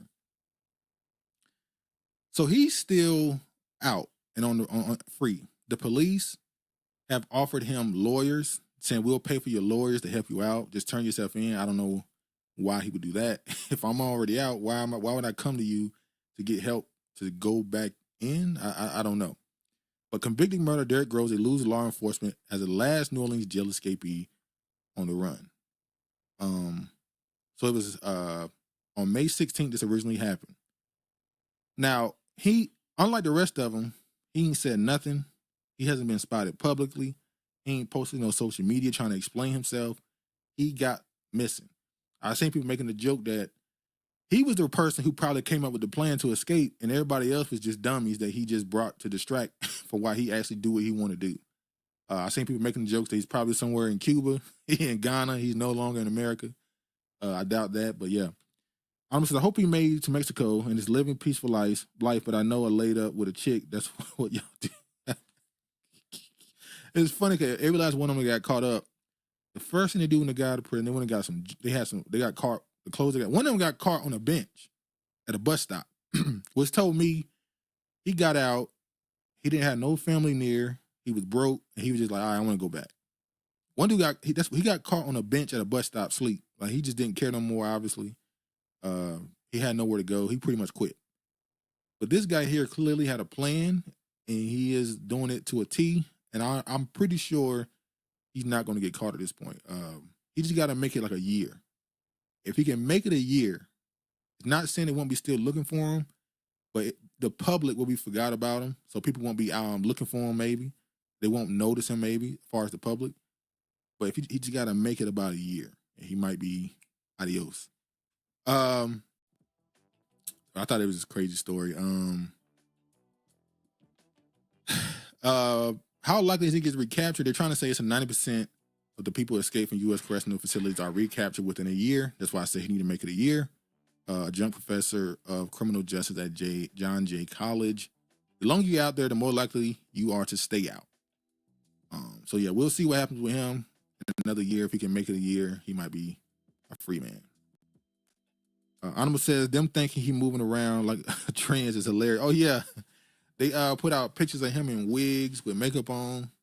Because when he first saw the picture, everybody was calling him dyke face or lesbian face, saying he like a lesbian. So now they're saying he might be dressed like a woman to disguise himself. I don't think he's doing all that, but who knows?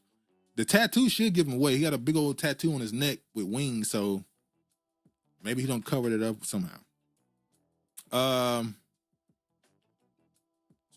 Is this? Yeah, okay. We go straight here.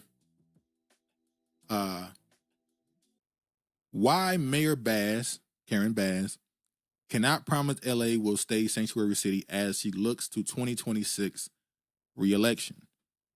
She talked directly to Telemundo, by the way. He gave them an exclusive, by the way. Telemundo had an exclusive one-on-one interview with the Los Angeles mayor since the federal immigration raids began on June 6th. This article is from July 9th. Los Angeles Mayor Karen Bass on Wednesday pledged to do whatever it takes to protect all Angelenos from the federal government aggressive immigration enforcement operations, while admitting that the city may not be able to keep the sanctuary status if the court intervenes. Speaking exclusively with Enrique, anchor of Telemundo 52, NBC Los Angeles sister station, Bass says she and her staff are reacting to immigration enforcement as it happens, since she does not receive advance notices from the federal government. But that ain't the craziest thing she's admitted to. She also signed something in order to try and disrupt that. But the thing she did recently, they got a lot of people reacting up in arms. Let me show this.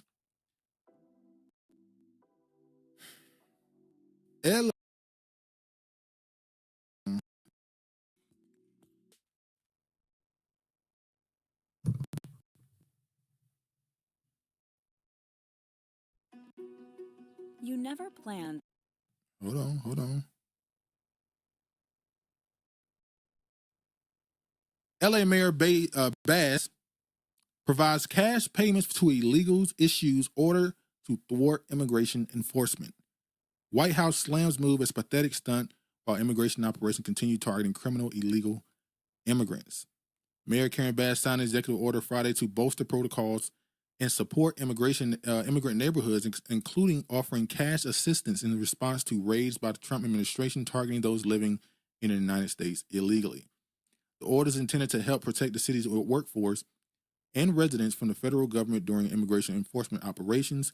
It also demands that federal agencies provide records of the raids, who was detained, and what for reason, and costs to taxpayers, which will be part of a Freedom of Information Act request. There is a need for me to have an executive directive to help our city understand how to protect itself from our federal government, Bass said at a press conference. What we have seen here over the last 6 weeks of raids that pop up, and we never know exactly when and where they're going to happen. And Regina said, the wig memes are hilarious. Yeah. Anna says, oh my God, no. Look, man, I think I have. Let me go see. I think I'm the press conference saved. Let me see if I can get it right quick. Here we go. Here we go.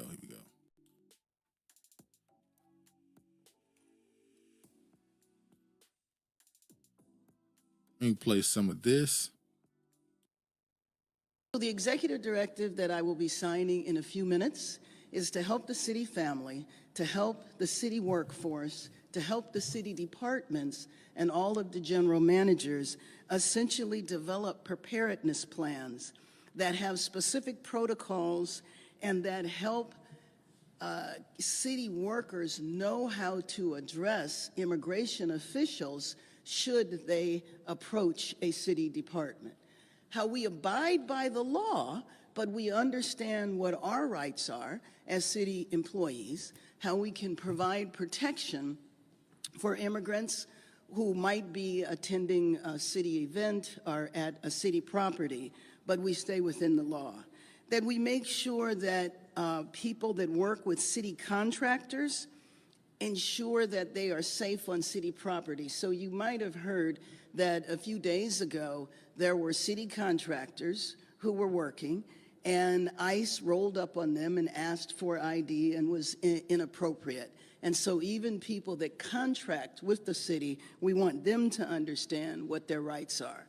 We want each department to have an immigration affairs liaison, and we want each department that if they encounter any federal officials, that they contact the city, especially the mayor's office, right away, so that we can, number one, make account of this, but also make sure that all the city departments and city workers are informed on how to deal with this. We also want to disseminate information on city services and assistance programs for families that are impacted by federal enforcement actions. And we are submitting a FOIA, a Freedom of Information Act request regarding the dates and locations of all enforcement activities in Los Angeles.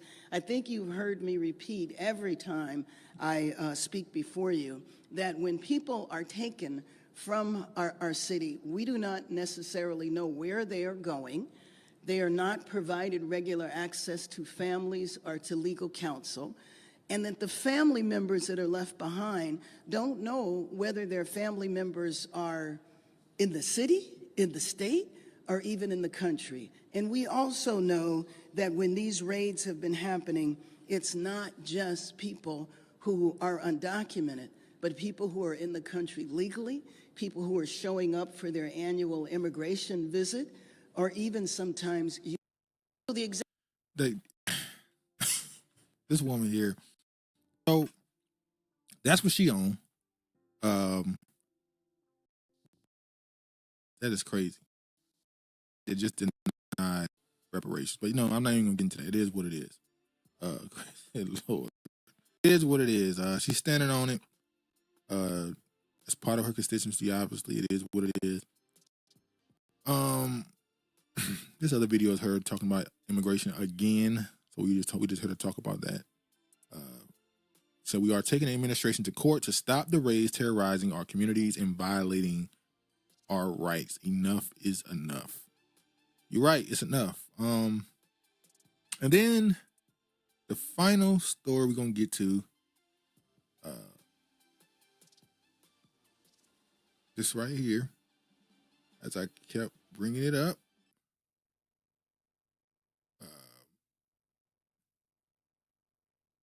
All right. In New Orleans, Essence Fest is celebration, but not always for Black locals. So the Essence Fest conversation, like I said, became a conversation that became less about the Essence Fest and more about Black America in general. And one of the things people kept pointing out was, hey, how can you be angry that people who are not Black American own something and are trying to infuse their culture with it? Obviously, the Essence Fest has been around for a long time. And then it sold in 2000, I believe. One of the men involved,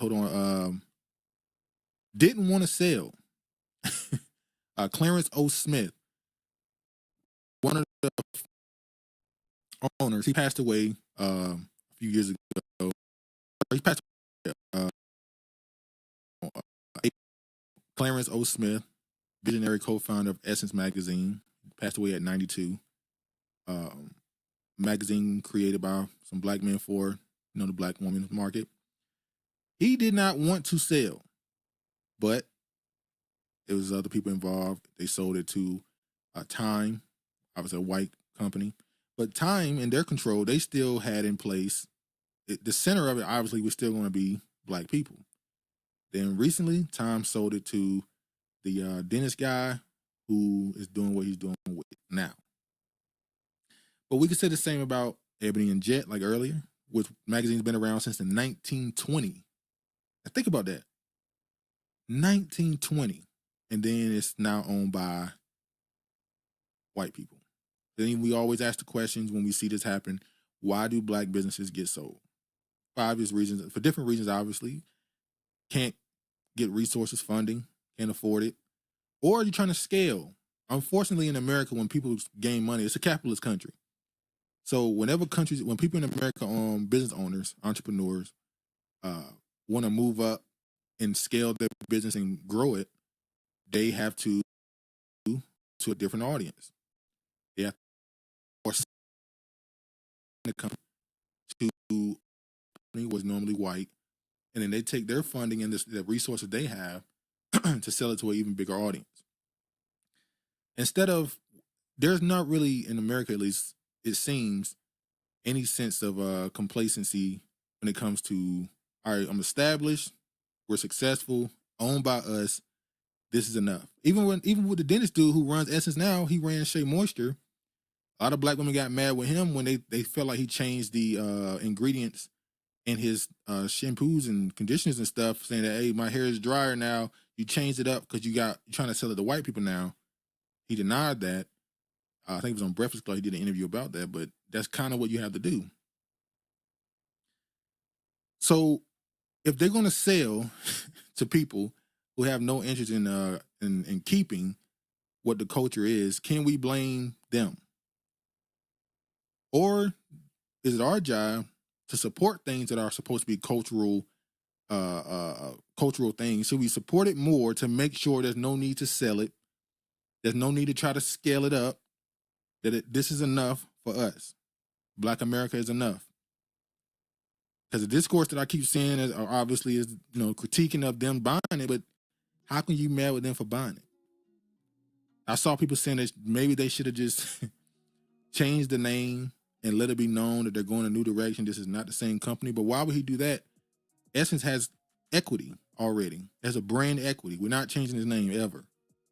I saw people bringing up the woman Susan Taylor, who used to run it. People saying that, I saw some Caribbeans saying that it was Caribbeans that started Essence, and no, it wasn't. The Susan Taylor woman was Caribbean, but the thing is, she centered Black America in all this other stuff. She centered it. And like I said, I didn't want to say it blatantly last week. There's a certain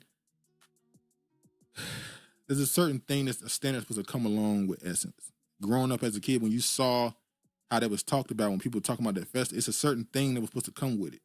And it's not there anymore. Anonymous says, we don't understand the value of our entities. It's documents that it makes $300 million annually, but it would be begging the New Orleans for funding, so I'm confused about the whole thing. I guess you could say expenses, overhead. But then, like you said, to some people, it's not enough.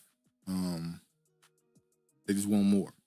I did see, there was a study I saw where, if you notice, probably everything happened in the last couple of years, but historically, when they did a study, businesses that call themselves Black owned typically have a higher profit. I think it's like a 40% increase in traffic if you call yourself Black owned, which is why a lot of people, when they start a business, they make sure to let the world know it's Black owned, because Black people typically, most of the time I'll say, if they get an option to use something made by Black people, they'll buy it. Now, sometimes it's a little more expensive because, we don't have infrastructure of our own and we get locked out of a lot of things. But also the biggest increase in sales for Black-owned businesses when they label themselves Black-owned is to white people, apparently. And it's typically in liberal cities and states or whatever. But if you're in a liberal city or one of those type of places and you name your city Black, make sure your business is known as Black-owned, you typically get more white business. So that's why the scaling situation is kind of strange, because it doesn't seem like you need to go attract the white audience by pairing yourself with white people. Animal says, Susan was born and raised in Harlem during the golden period. She understood the assignment. Honorable, that explains why so much bullshit pops up on the soul food on these Uber Eats. Yes. That's why you're starting to see black-owned, black food. It's Jamaican restaurant, Haitian restaurant. But instead of letting you know it's Haitian or black sometimes, they refer to themselves as black-owned, black food, soul food. And then when you click the description, it'll tell you, oh, it's Haitian, or it's Jamaican, or it's Nigerian, or whatever food. Increasing profits. Like I said, that term black has political and social and economic influence. It's crazy. It's such a extremes. On one hand, it can be seen as the lowest of the low, but on the other hand, it seems to have great value that maybe we just don't know how to use on our own. But what is this? Oh, this is the same thing I'm talking about. Highlighting businesses can boost sales, calling it minority owned or black. They always tend to do the whole black and brown thing, but in the whole article, they're saying black owned.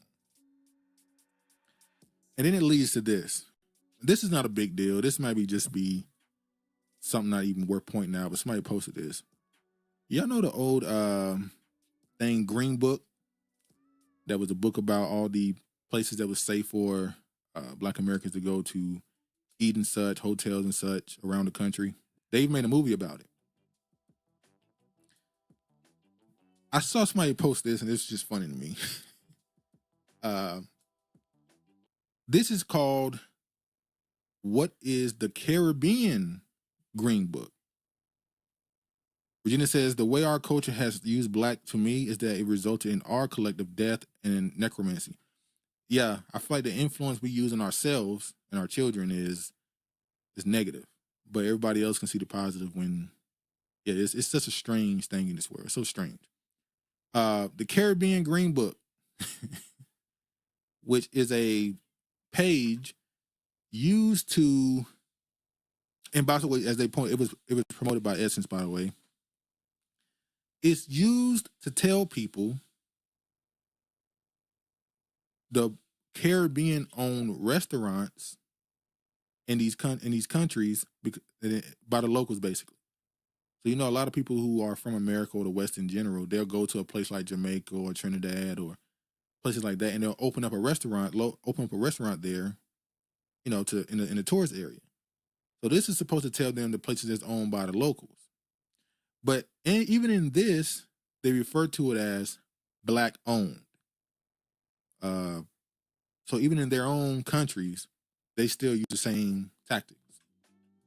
Is this another one? Oh yeah, I saw this too. This is old, but yeah, I saw this. This is like a whatchamacallit. Somebody posted it. I thought it was funny. Nigeria Soul Power 70, and it shows Afro punk, Afro rock, Afro disco, and it's always Nigeria. Copying of the culture, and I want to show this last thing on this.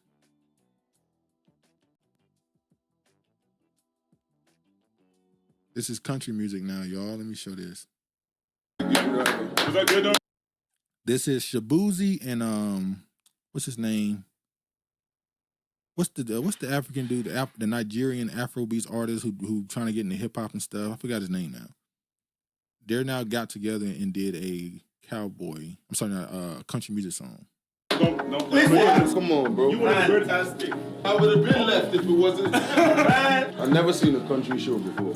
Yeah. Successful country artist. Yes, sir. From Igbo land. Yes, sir. I'm trying to do what you just did. Afro country, bro. Afro country. See, they don't even know that saying Afro country is disrespectful because country is black. Like he referring to country because two Nigerians are doing it as Afro country, and no, that's just country. Adam says, great idea. I want to buy my cocoa bread from Asians. Love Golden Crust. What up, Dre? What up? Mark says, you see this with books too. Those who are not Black American will have their books in the black section, not Caribbean or African. Well, hey, it has power and money in it, man.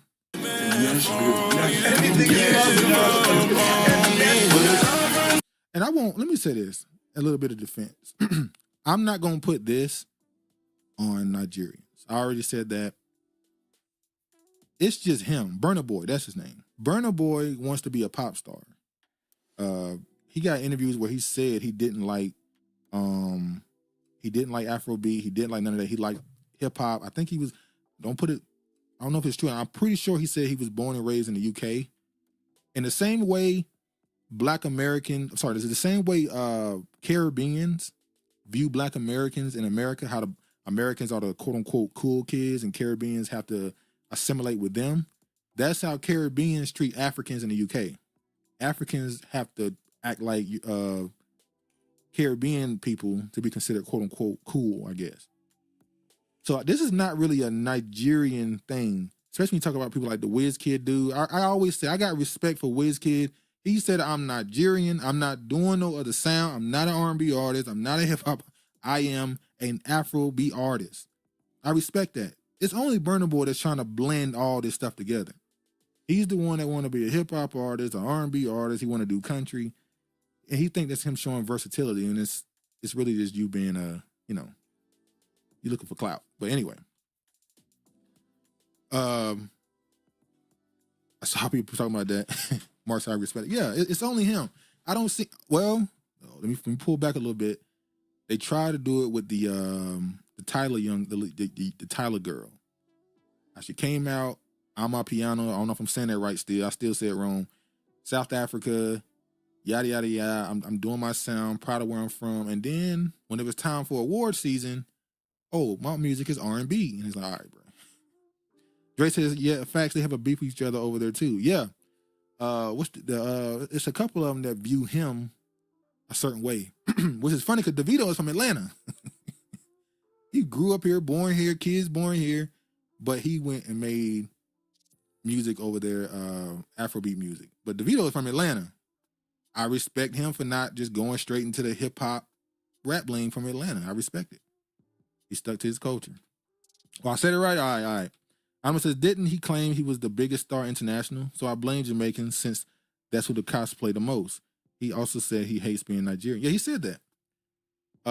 Man, the propaganda I've seen the last 3 years, they told us that Burna Boy was the biggest artist in the world. They told us that, what's his name? Bad Bunny is the biggest artist in the world. They continue to tell us that Drake is the biggest artist in the world. And then they say Taylor Swift is actually the biggest artist in the world. And I know it's all just social media games, narratives out there to try to boost your artist or whatever, marketing. But you keep telling me a different person is the biggest artist. It's to a point where it's by different metrics. When you talk about streaming, it's Drake. We talk about record sales, it's Taylor Swift. Touring, I don't know. They say it's Burna Boy, but he's only doing tours really in he don't do tours in America. The Bad Bunny dude. So we don't know. No offense, I gotta be honest. If you want to show how popular and famous you really are, maybe that's just my American-centric mindset. If you want to show how famous you really are, you got to do it in America. I don't care what you're doing in South America. I don't care what you're doing in Europe. The population size in America and how much it's the media capital of the world. If you're not famous here, you're famous, you're international, but you got to show you can do it here. And I think Burna Boy did do some sets in Texas and New York, I think. I think he did the Garden or Barclays, one of those, and he did a stadium in Texas. But he didn't tour. And Regina said, BS. Well, we don't believe you. You need more people. They told us Burna and Bunny were bigger than Beyonce. Yeah, I remember that. That was a couple years ago. That was when she did a tour for that other album she released before this one. And they was talking crazy, saying Burna Boy was bigger. Look at his sales. And then when the numbers dropped with Rihanna, with Beyonce, it was like, all right, stop. Dre said, yeah, I think he did a show in Houston, but fair point. Yeah, Houston and New York, which obviously have large immigrant or particularly Nigerian, African populations in Texas and in New York. So it's smart. There's nothing wrong with it. I'm not saying he did anything wrong with just going to those places. But when we talk about real fame, popularity. It just is what it is. America has made itself through their media, through Hollywood, or maybe they just convinced us in America that that's the only place that it matters. I'm not saying that's right. I'm admitting that I might just be centering America at this point. It might just be arrogance, but you know, anytime I've seen a artist in general that's famous in America say they're doing a show in Brazil, like a lot of people show out, regardless of race. Like it's just different when an American goes on tour in Europe. It's just the crowds be like, look at the Kendrick tour right now. He in Europe and the crowds go crazy. Like it's different when you tour and you really famous in America and you go outside the country. Although there are some people that are only famous in America and they don't make music that reach outside of the border. So that exists too. Anyway, scamming. So they think they found something on Mr. Dennis. The only famous is American famous. Well, no, even in America, there's a such thing as black famous. People that are only famous to black people. There are white black famous people. Tina Marie. There's a few people that are only famous in Black America who are not even black. That's crazy. But anyway, this is from 2011. Harlem's National Black Theater scammed by investor, report says. Now let me show this video of this lady breaking it down. I'm not gonna read the whole article. I'm just gonna play some of what she said. They're really trying to get what's his name up out of here. Essence, they're trying to get it up out of here quick.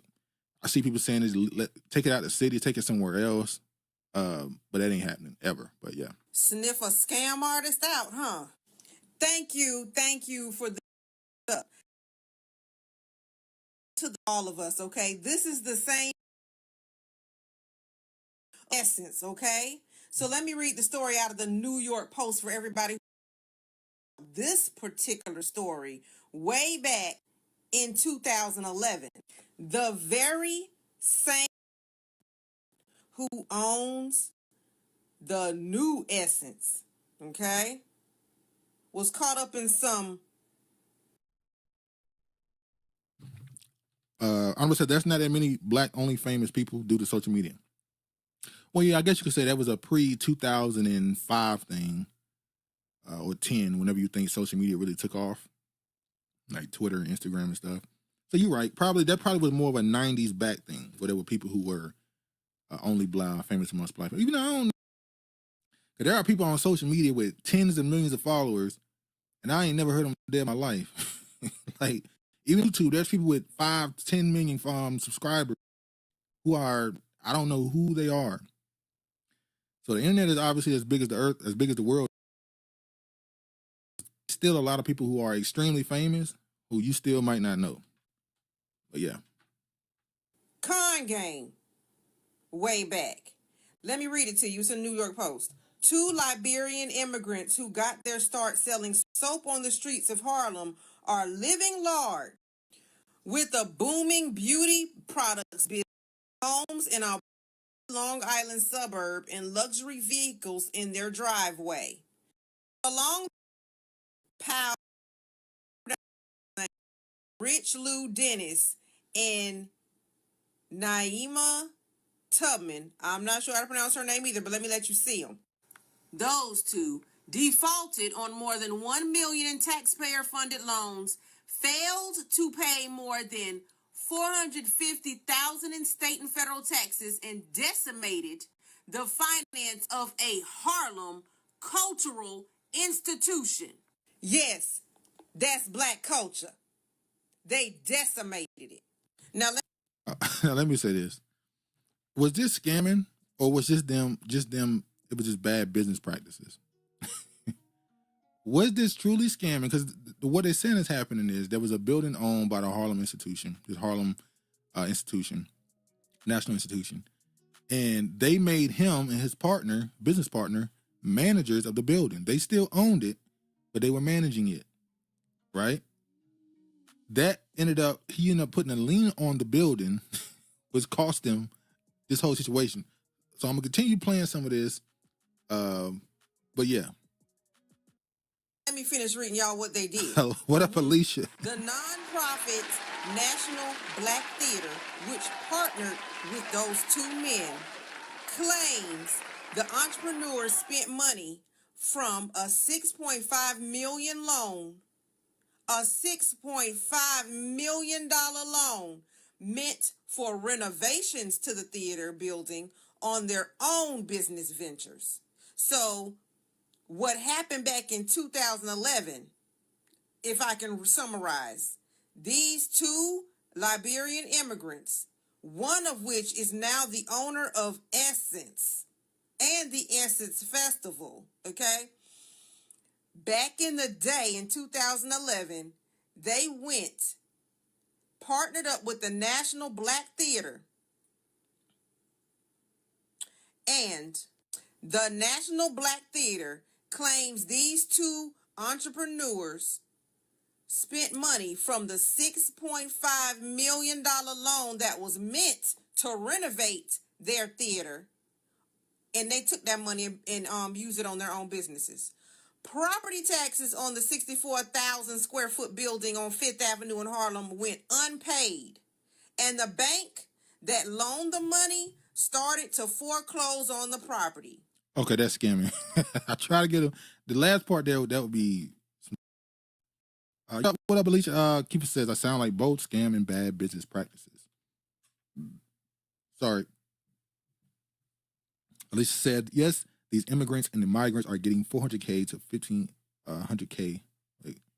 $150K mortgages.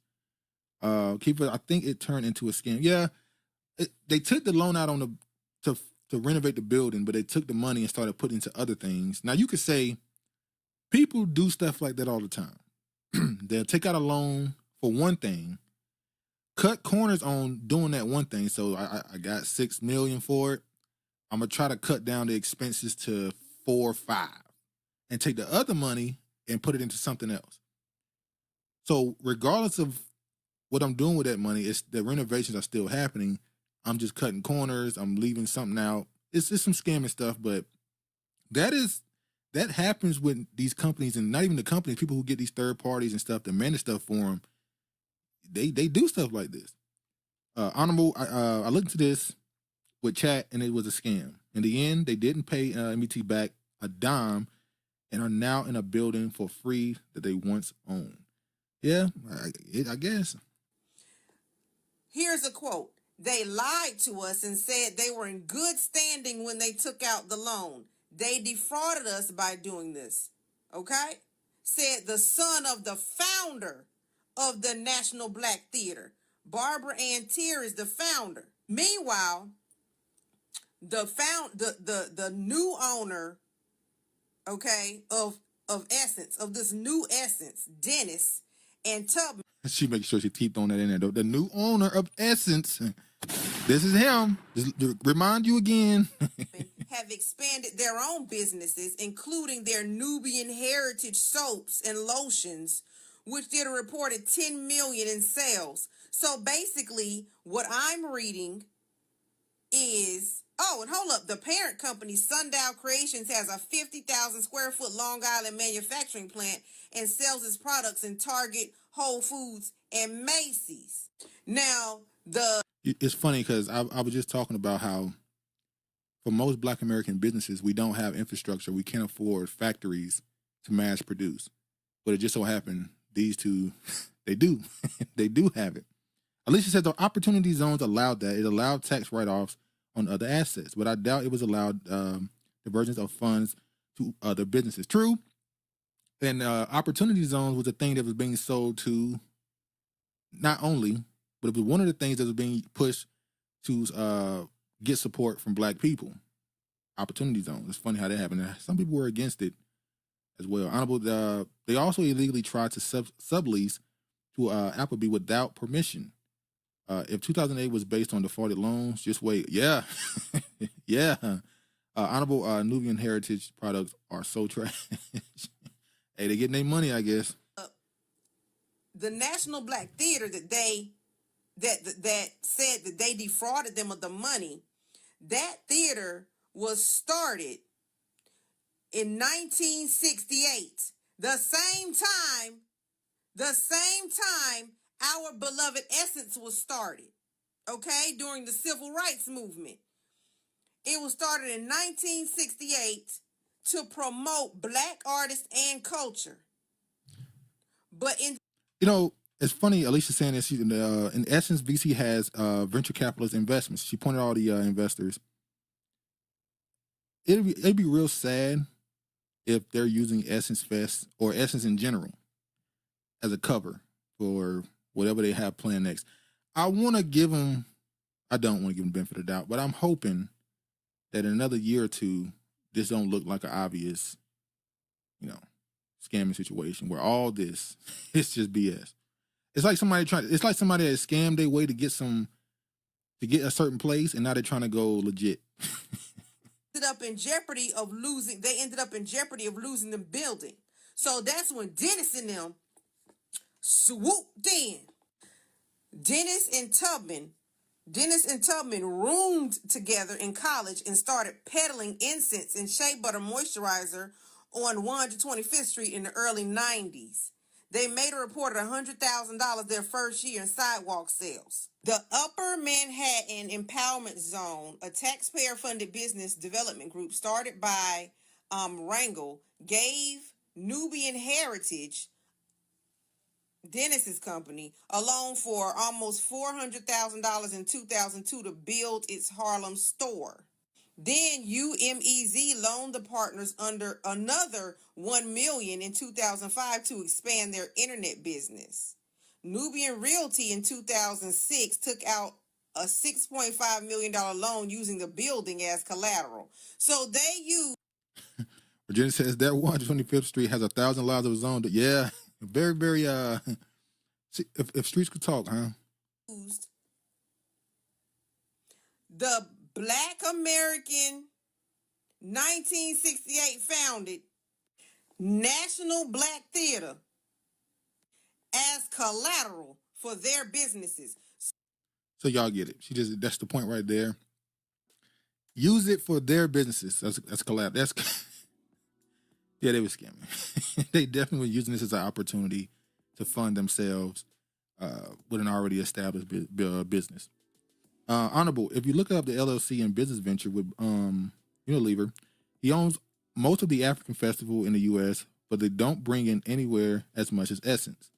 And that's why I was saying earlier, what Alicia pointed out, I wonder if you're going to try to use that to start pushing towards these other festivals. Maybe this was just the start of it. We'll see. So yeah, they got him on some scamming. The underground is now the closet. Yeah.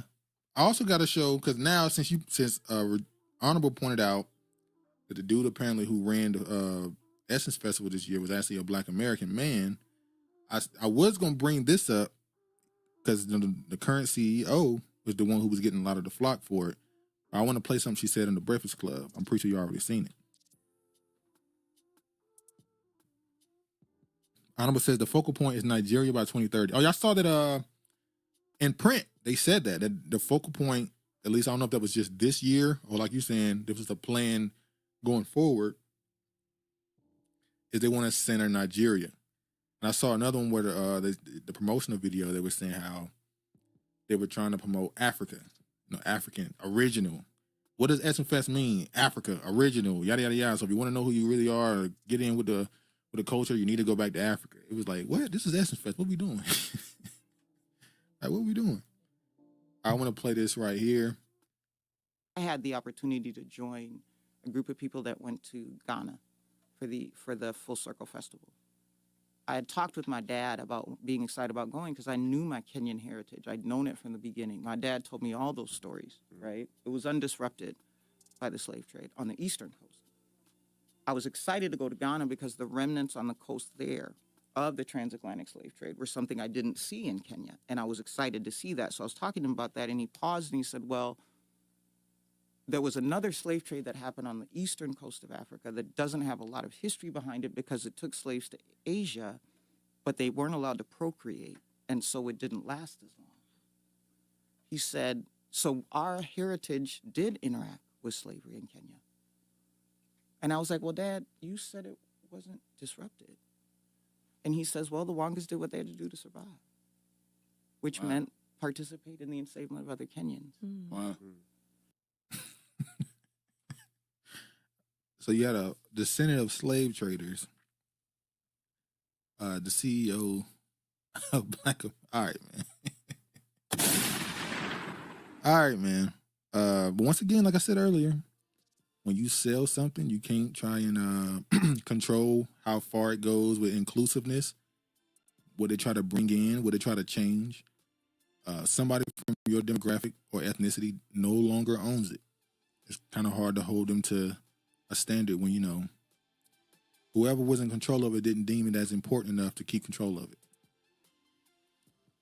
Cuba says, wait a minute, don't they have a Nubian festival? Oh, let me check.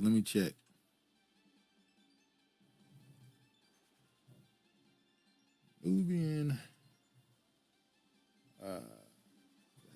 Yeah.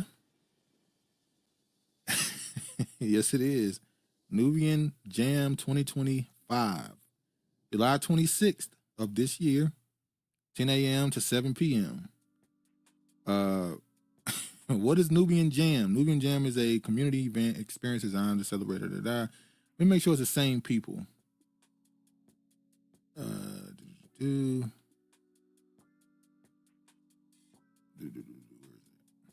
About. There's also a second one that I don't know if it's the same thing. It's called Nubian Jam, but then you have the Nubian Festival. You got a lot of sponsors too. I don't know. I think this is different people.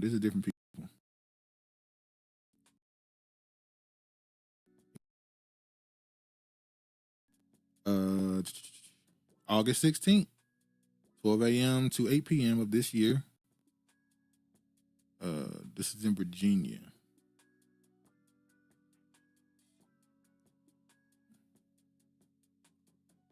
See now y'all I'm gonna put this away. Cause I'm gonna going into this little. We've already proved the scamming, but I wanna. Okay. Virginia says the Pan-Africanist to her. You lie. At least that's right. Keeper, why do they need the Essence Festival? The Nubian Jam and festivals are huge around here. Yeah, I'm seeing one is in Snohomish County. One is in Virginia, the Nubian Festival, in Norfolk, Virginia. The Jam, Nubian Jam, that's in Washington. Wait, yeah, Everett, Washington. Oh, that's why I recognize this. Yeah, Everett, Washington, yeah. One on the east, one on the west. So he owns both of these? I see, now I'm going to have to go to the, whatchamacallit, the about and all that stuff. I'll check that later. Yeah, Nubian is in Nubian Festival. It's on the West Coast, and Nubian Jam, on the West Coast. Nubian Festival is in Norfolk, Virginia. One is on the July 25th, and the other was in August. Well then, all right. Let me play this right quick. I'm gonna play this. I think I played this before.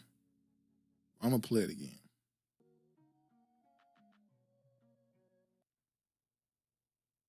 Hold on. And the only ones who didn't raise the germ of this book goes back to when you were a freshman at Tufts University back in the 90s. One of 60 Black students in a class of 1,200, and the largest group of Black students in an entering class that they had ever had.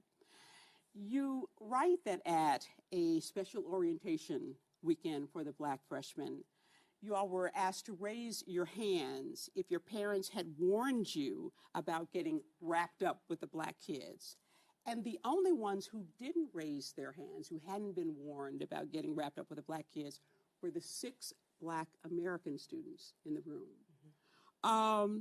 What did this tell you? Well, for the first time in my life, I was actually in an academic institution with a relatively large number of African Americans. So I was excited, actually, to be with blacks for the first time in academic setting. I'd gone to relatively homogenous schools my entire life. So when I obviously opened up my eyes because I thought it was a ridiculous question, and I realized there was clearly something going on that I was not aware of before I went to university. You know, I'd been going to Boston for many years. My sister was up the street at Harvard. So I was accustomed to, you know, an academic setting with high-achieving blacks. But I had never disaggregated, you know, her best friends were Haitian and Nigerian. But I never really thought about it. I just thought she had really smart black friends. One thing. Yeah, they knew the difference with you, though. Sorry. Honorable, he's using black American buying power like Akon with them Asians in Nigeria. He's telling these folks he can boost tourism with our dollars. He said it seems like they are just trying to take over and erase black American culture or blur the lines. Like I say this a lot. It's an attempt to usurp what has been considered the global face of black identity in America. The global face of black identity has been black American. So now that we are social media age, we have, I wouldn't say more travel, obviously easier travel from place to place. It's leading to them trying to, understandably, try and center their cultures. But the only way they can center their cultures is to first connect it to what's considered the standard already, which is black American. And then on top of that, try and slowly maybe engulf it to make it more them than us. Like you hear all the time how they want the culture or one of the cultures of Africa to be the standard for black culture, or at least seen as the face. So that's all I think it is. It is what it is. Now I want to play the second video here. Well, I don't need to play this.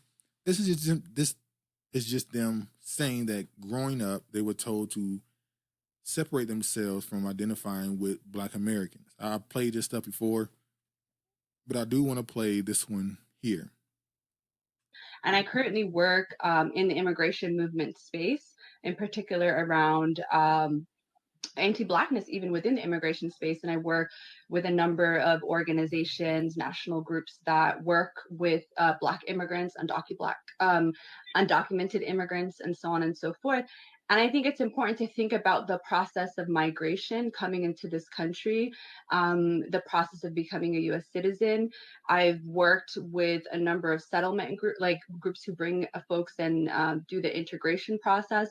And there is a very intentional project of anti-Blackness and framing the African-American community as one that, you know, recent immigrants need to distance themselves from.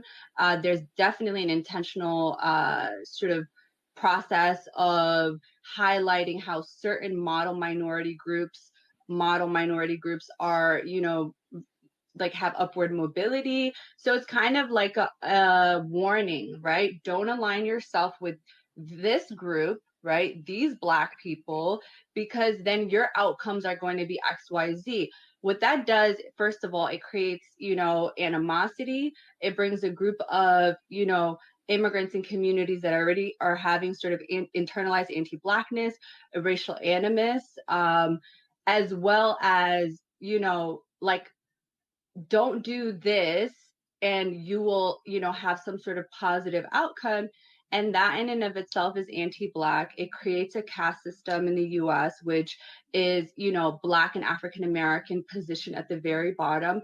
And that is a very intentional project of whiteness. It's a very intentional project of the immigration system, very intentional project of all of the policies that have been enacted predating even the formation of the United States. Now, she said all that, and the first thing you have to come to, the conclusion you have to come to, which is, then this isn't racial, it is lineage-based.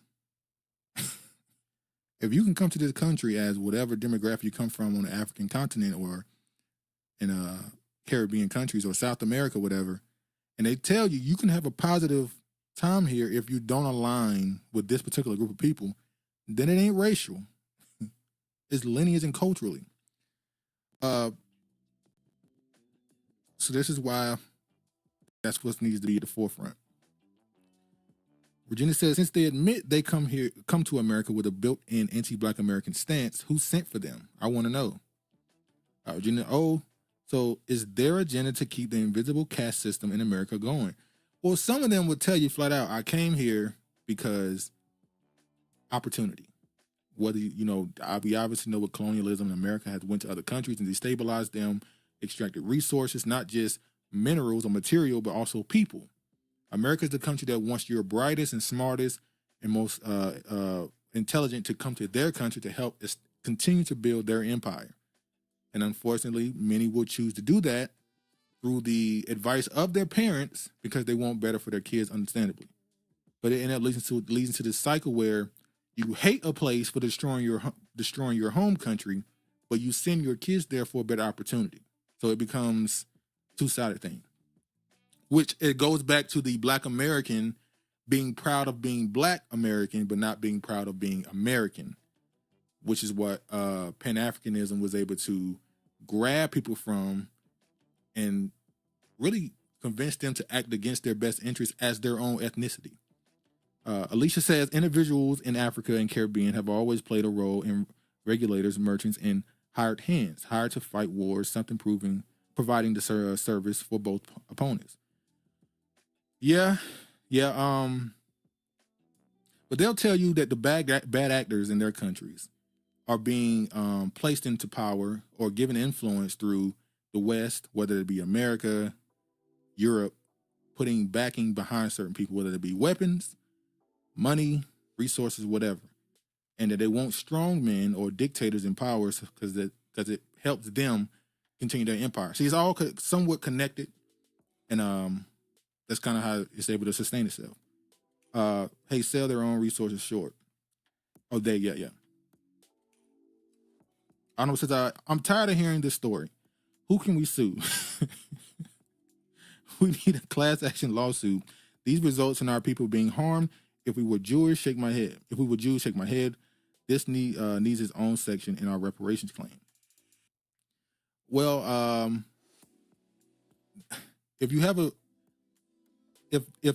American system is going out of its way to convince people that come to this country to have a certain viewpoint towards a particular ethnicity, which is Black America, suing the people who are being told this, I don't know if that would be something that can stand, because you could say that they're being influenced because, what's the word, coercion?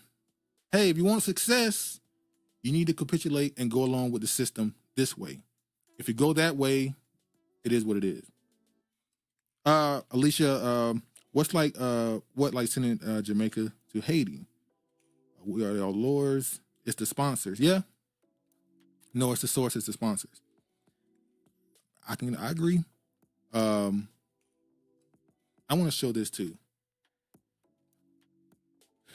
The Negro Digest in 1963. Last week I read something from a newspaper. From 100 years ago, of them having the same talks about people not wanting to identify their ethnicity when something is negative, but wanting to make sure that it's put at the forefront when it's something positive. This week is something else where I'm just going to read it. Let me read it. This is from Negro Digest, 1963, by Lennox Raphael.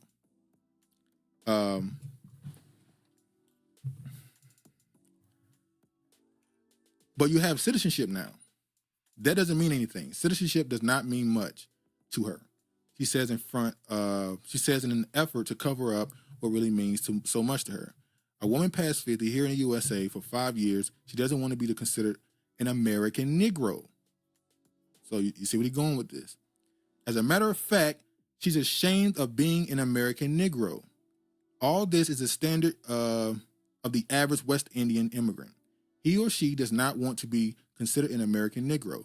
Subconsciously, they believe that the white man prefers them as non-American Negroes. In short, he wishes to be with the white man. He wishes to be the white man's favorite nigger, and may well be happy because he seems to be succeeding in dehumanizing himself. See the immigration? You see how that connects? This is in 1963. He's going along with this type of thinking, or she, because they think it would benefit them as far as economics and such. I have yet to meet a West Indian and a Negro who doesn't feel she better than the American Negro, and therefore equal to the American white with whom he wishes an association with. Not everybody born in West Indies can be a Sidney Poitier or Cleveland Robinson, two of the many West Indians, who have enlarged the mainstream of American life. The majority, whether they come from Jamaica, Trinidad, Barbados, or Grenada, or any other part of the Caribbean, seek to degrade the American Negro. They are animals, he said. They are this, they are that. I challenge his statements. Oh, you wouldn't know, he parried. You have to work for them. He worked with them, with civil rights organizations in New York. Some of these people are associated in the 60s. This is 1963. Some of the people that had these viewpoints towards Black Americans, I can show the article, I can show the book page right here. Some of these people were a part of the civil rights movement organization. Honorable said all U.S. attorneys are busy with immigration at the moment. No, they are more free. They have land, but they are dependent on the idolized U.S. and Caribbean. Lisa said they have a caste and shade system, and the dominant minorities, Irish, Indian, and Chinese, are allowed to dominate. Yeah. It's just funny, as I said, nothing is new under the sun. And with this Essence Fest and other things that's popped off in the last two or 3 weeks, hell, I could say Juneteenth, there was a lot of discussions about this type of things. You go all the way back to Black History Month this year, and every year, the more they try to infuse other demographics into Black American history, it leads people to start to have a certain level of resentment towards them now. Because now you're not respecting the boundary that maybe we didn't enforce like we should have back in the day. Maybe we didn't enforce these boundaries enough, as everybody will, well, at least I can say me, as a kid growing up, I didn't grow up around a lot of immigrants or people from other countries. I grew up in a small place in North Carolina. So everybody around me was Black with a sprinkle of white and a sprinkle of Mexican and some Native Americans, or Melungeons as I know they are now. So I didn't grow up around these other demographics of Black people to have these type of interactions. It was just, I didn't see it till I got older, and now I'm over here in Washington, Seattle, and I've seen way more races than I ever seen in my life. It was a culture shock when I first got here. Virginia says, lineage matters, y'all. At least said, yes, my old neighborhood in Queens had gentrified in the 70s. Eric Holder came from that neighborhood. Oh. Eric Holder situation. Yeah, that's crazy. Honorable, they had the spirit of Marcus Garvey pretending to be about civil rights. Shake my head. Man, when I go back and read some of the stuff that they were saying about Marcus Garvey, I'm talking about not the CIA, FBI, like everybody say, Black Americans who were writers, thinkers at the time, philosophers at the time, people who just did newspaper. They all had some critiques of him. Some of them were supportive of him in the beginning, but some of the stuff he said and some of the actions he took made people kind of look at him like, Marcus Garvey said that he wanted to have all Black Americans go back to Africa, and he wanted to be the king. He wanted to be the dictator. He wanted to be the ruler of the Black world, but, it is what it is. I'm 60, and YouTube is what is educating me about not all skin folk is your kinfolk. At least says Garvey said to be sponsored by Ernest Cox of the KKK. Well, this is not a defense. Well, he was associated with the KKK, but it's because he believed in the idea that we have a common ground and we want to get Negroes out of here. So you got the KKK that want Black people out of the country. Because prior to Marcus Garvey doing this Back to Africa movement, the American government did one of their own, where they asked Black Americans, not obviously everyone else one of them, but they asked, hey, do y'all want to go back to Africa? And most Black Americans said, no, we don't want to go back. This is all we know now. This is our home. So when Garvey came along with this idea of back to Africa, the KKK was willing to get behind just that. And if I can get white people to agree to help send us to another country with ships and stuff, that, hey, I'm not necessarily working with them, but we have a common goal. So I'm not saying I'm defending it. So when people say, "Oh, he worked with the KKK," it's like, it's a little different from that. It's like us voting for a politician who we know ain't gonna help us. If he can help us with one thing or two things, then Anonymous says they knew he was trash and Pan-African built him a legacy. Alicia said Marcus wrote he came to America for eugenics.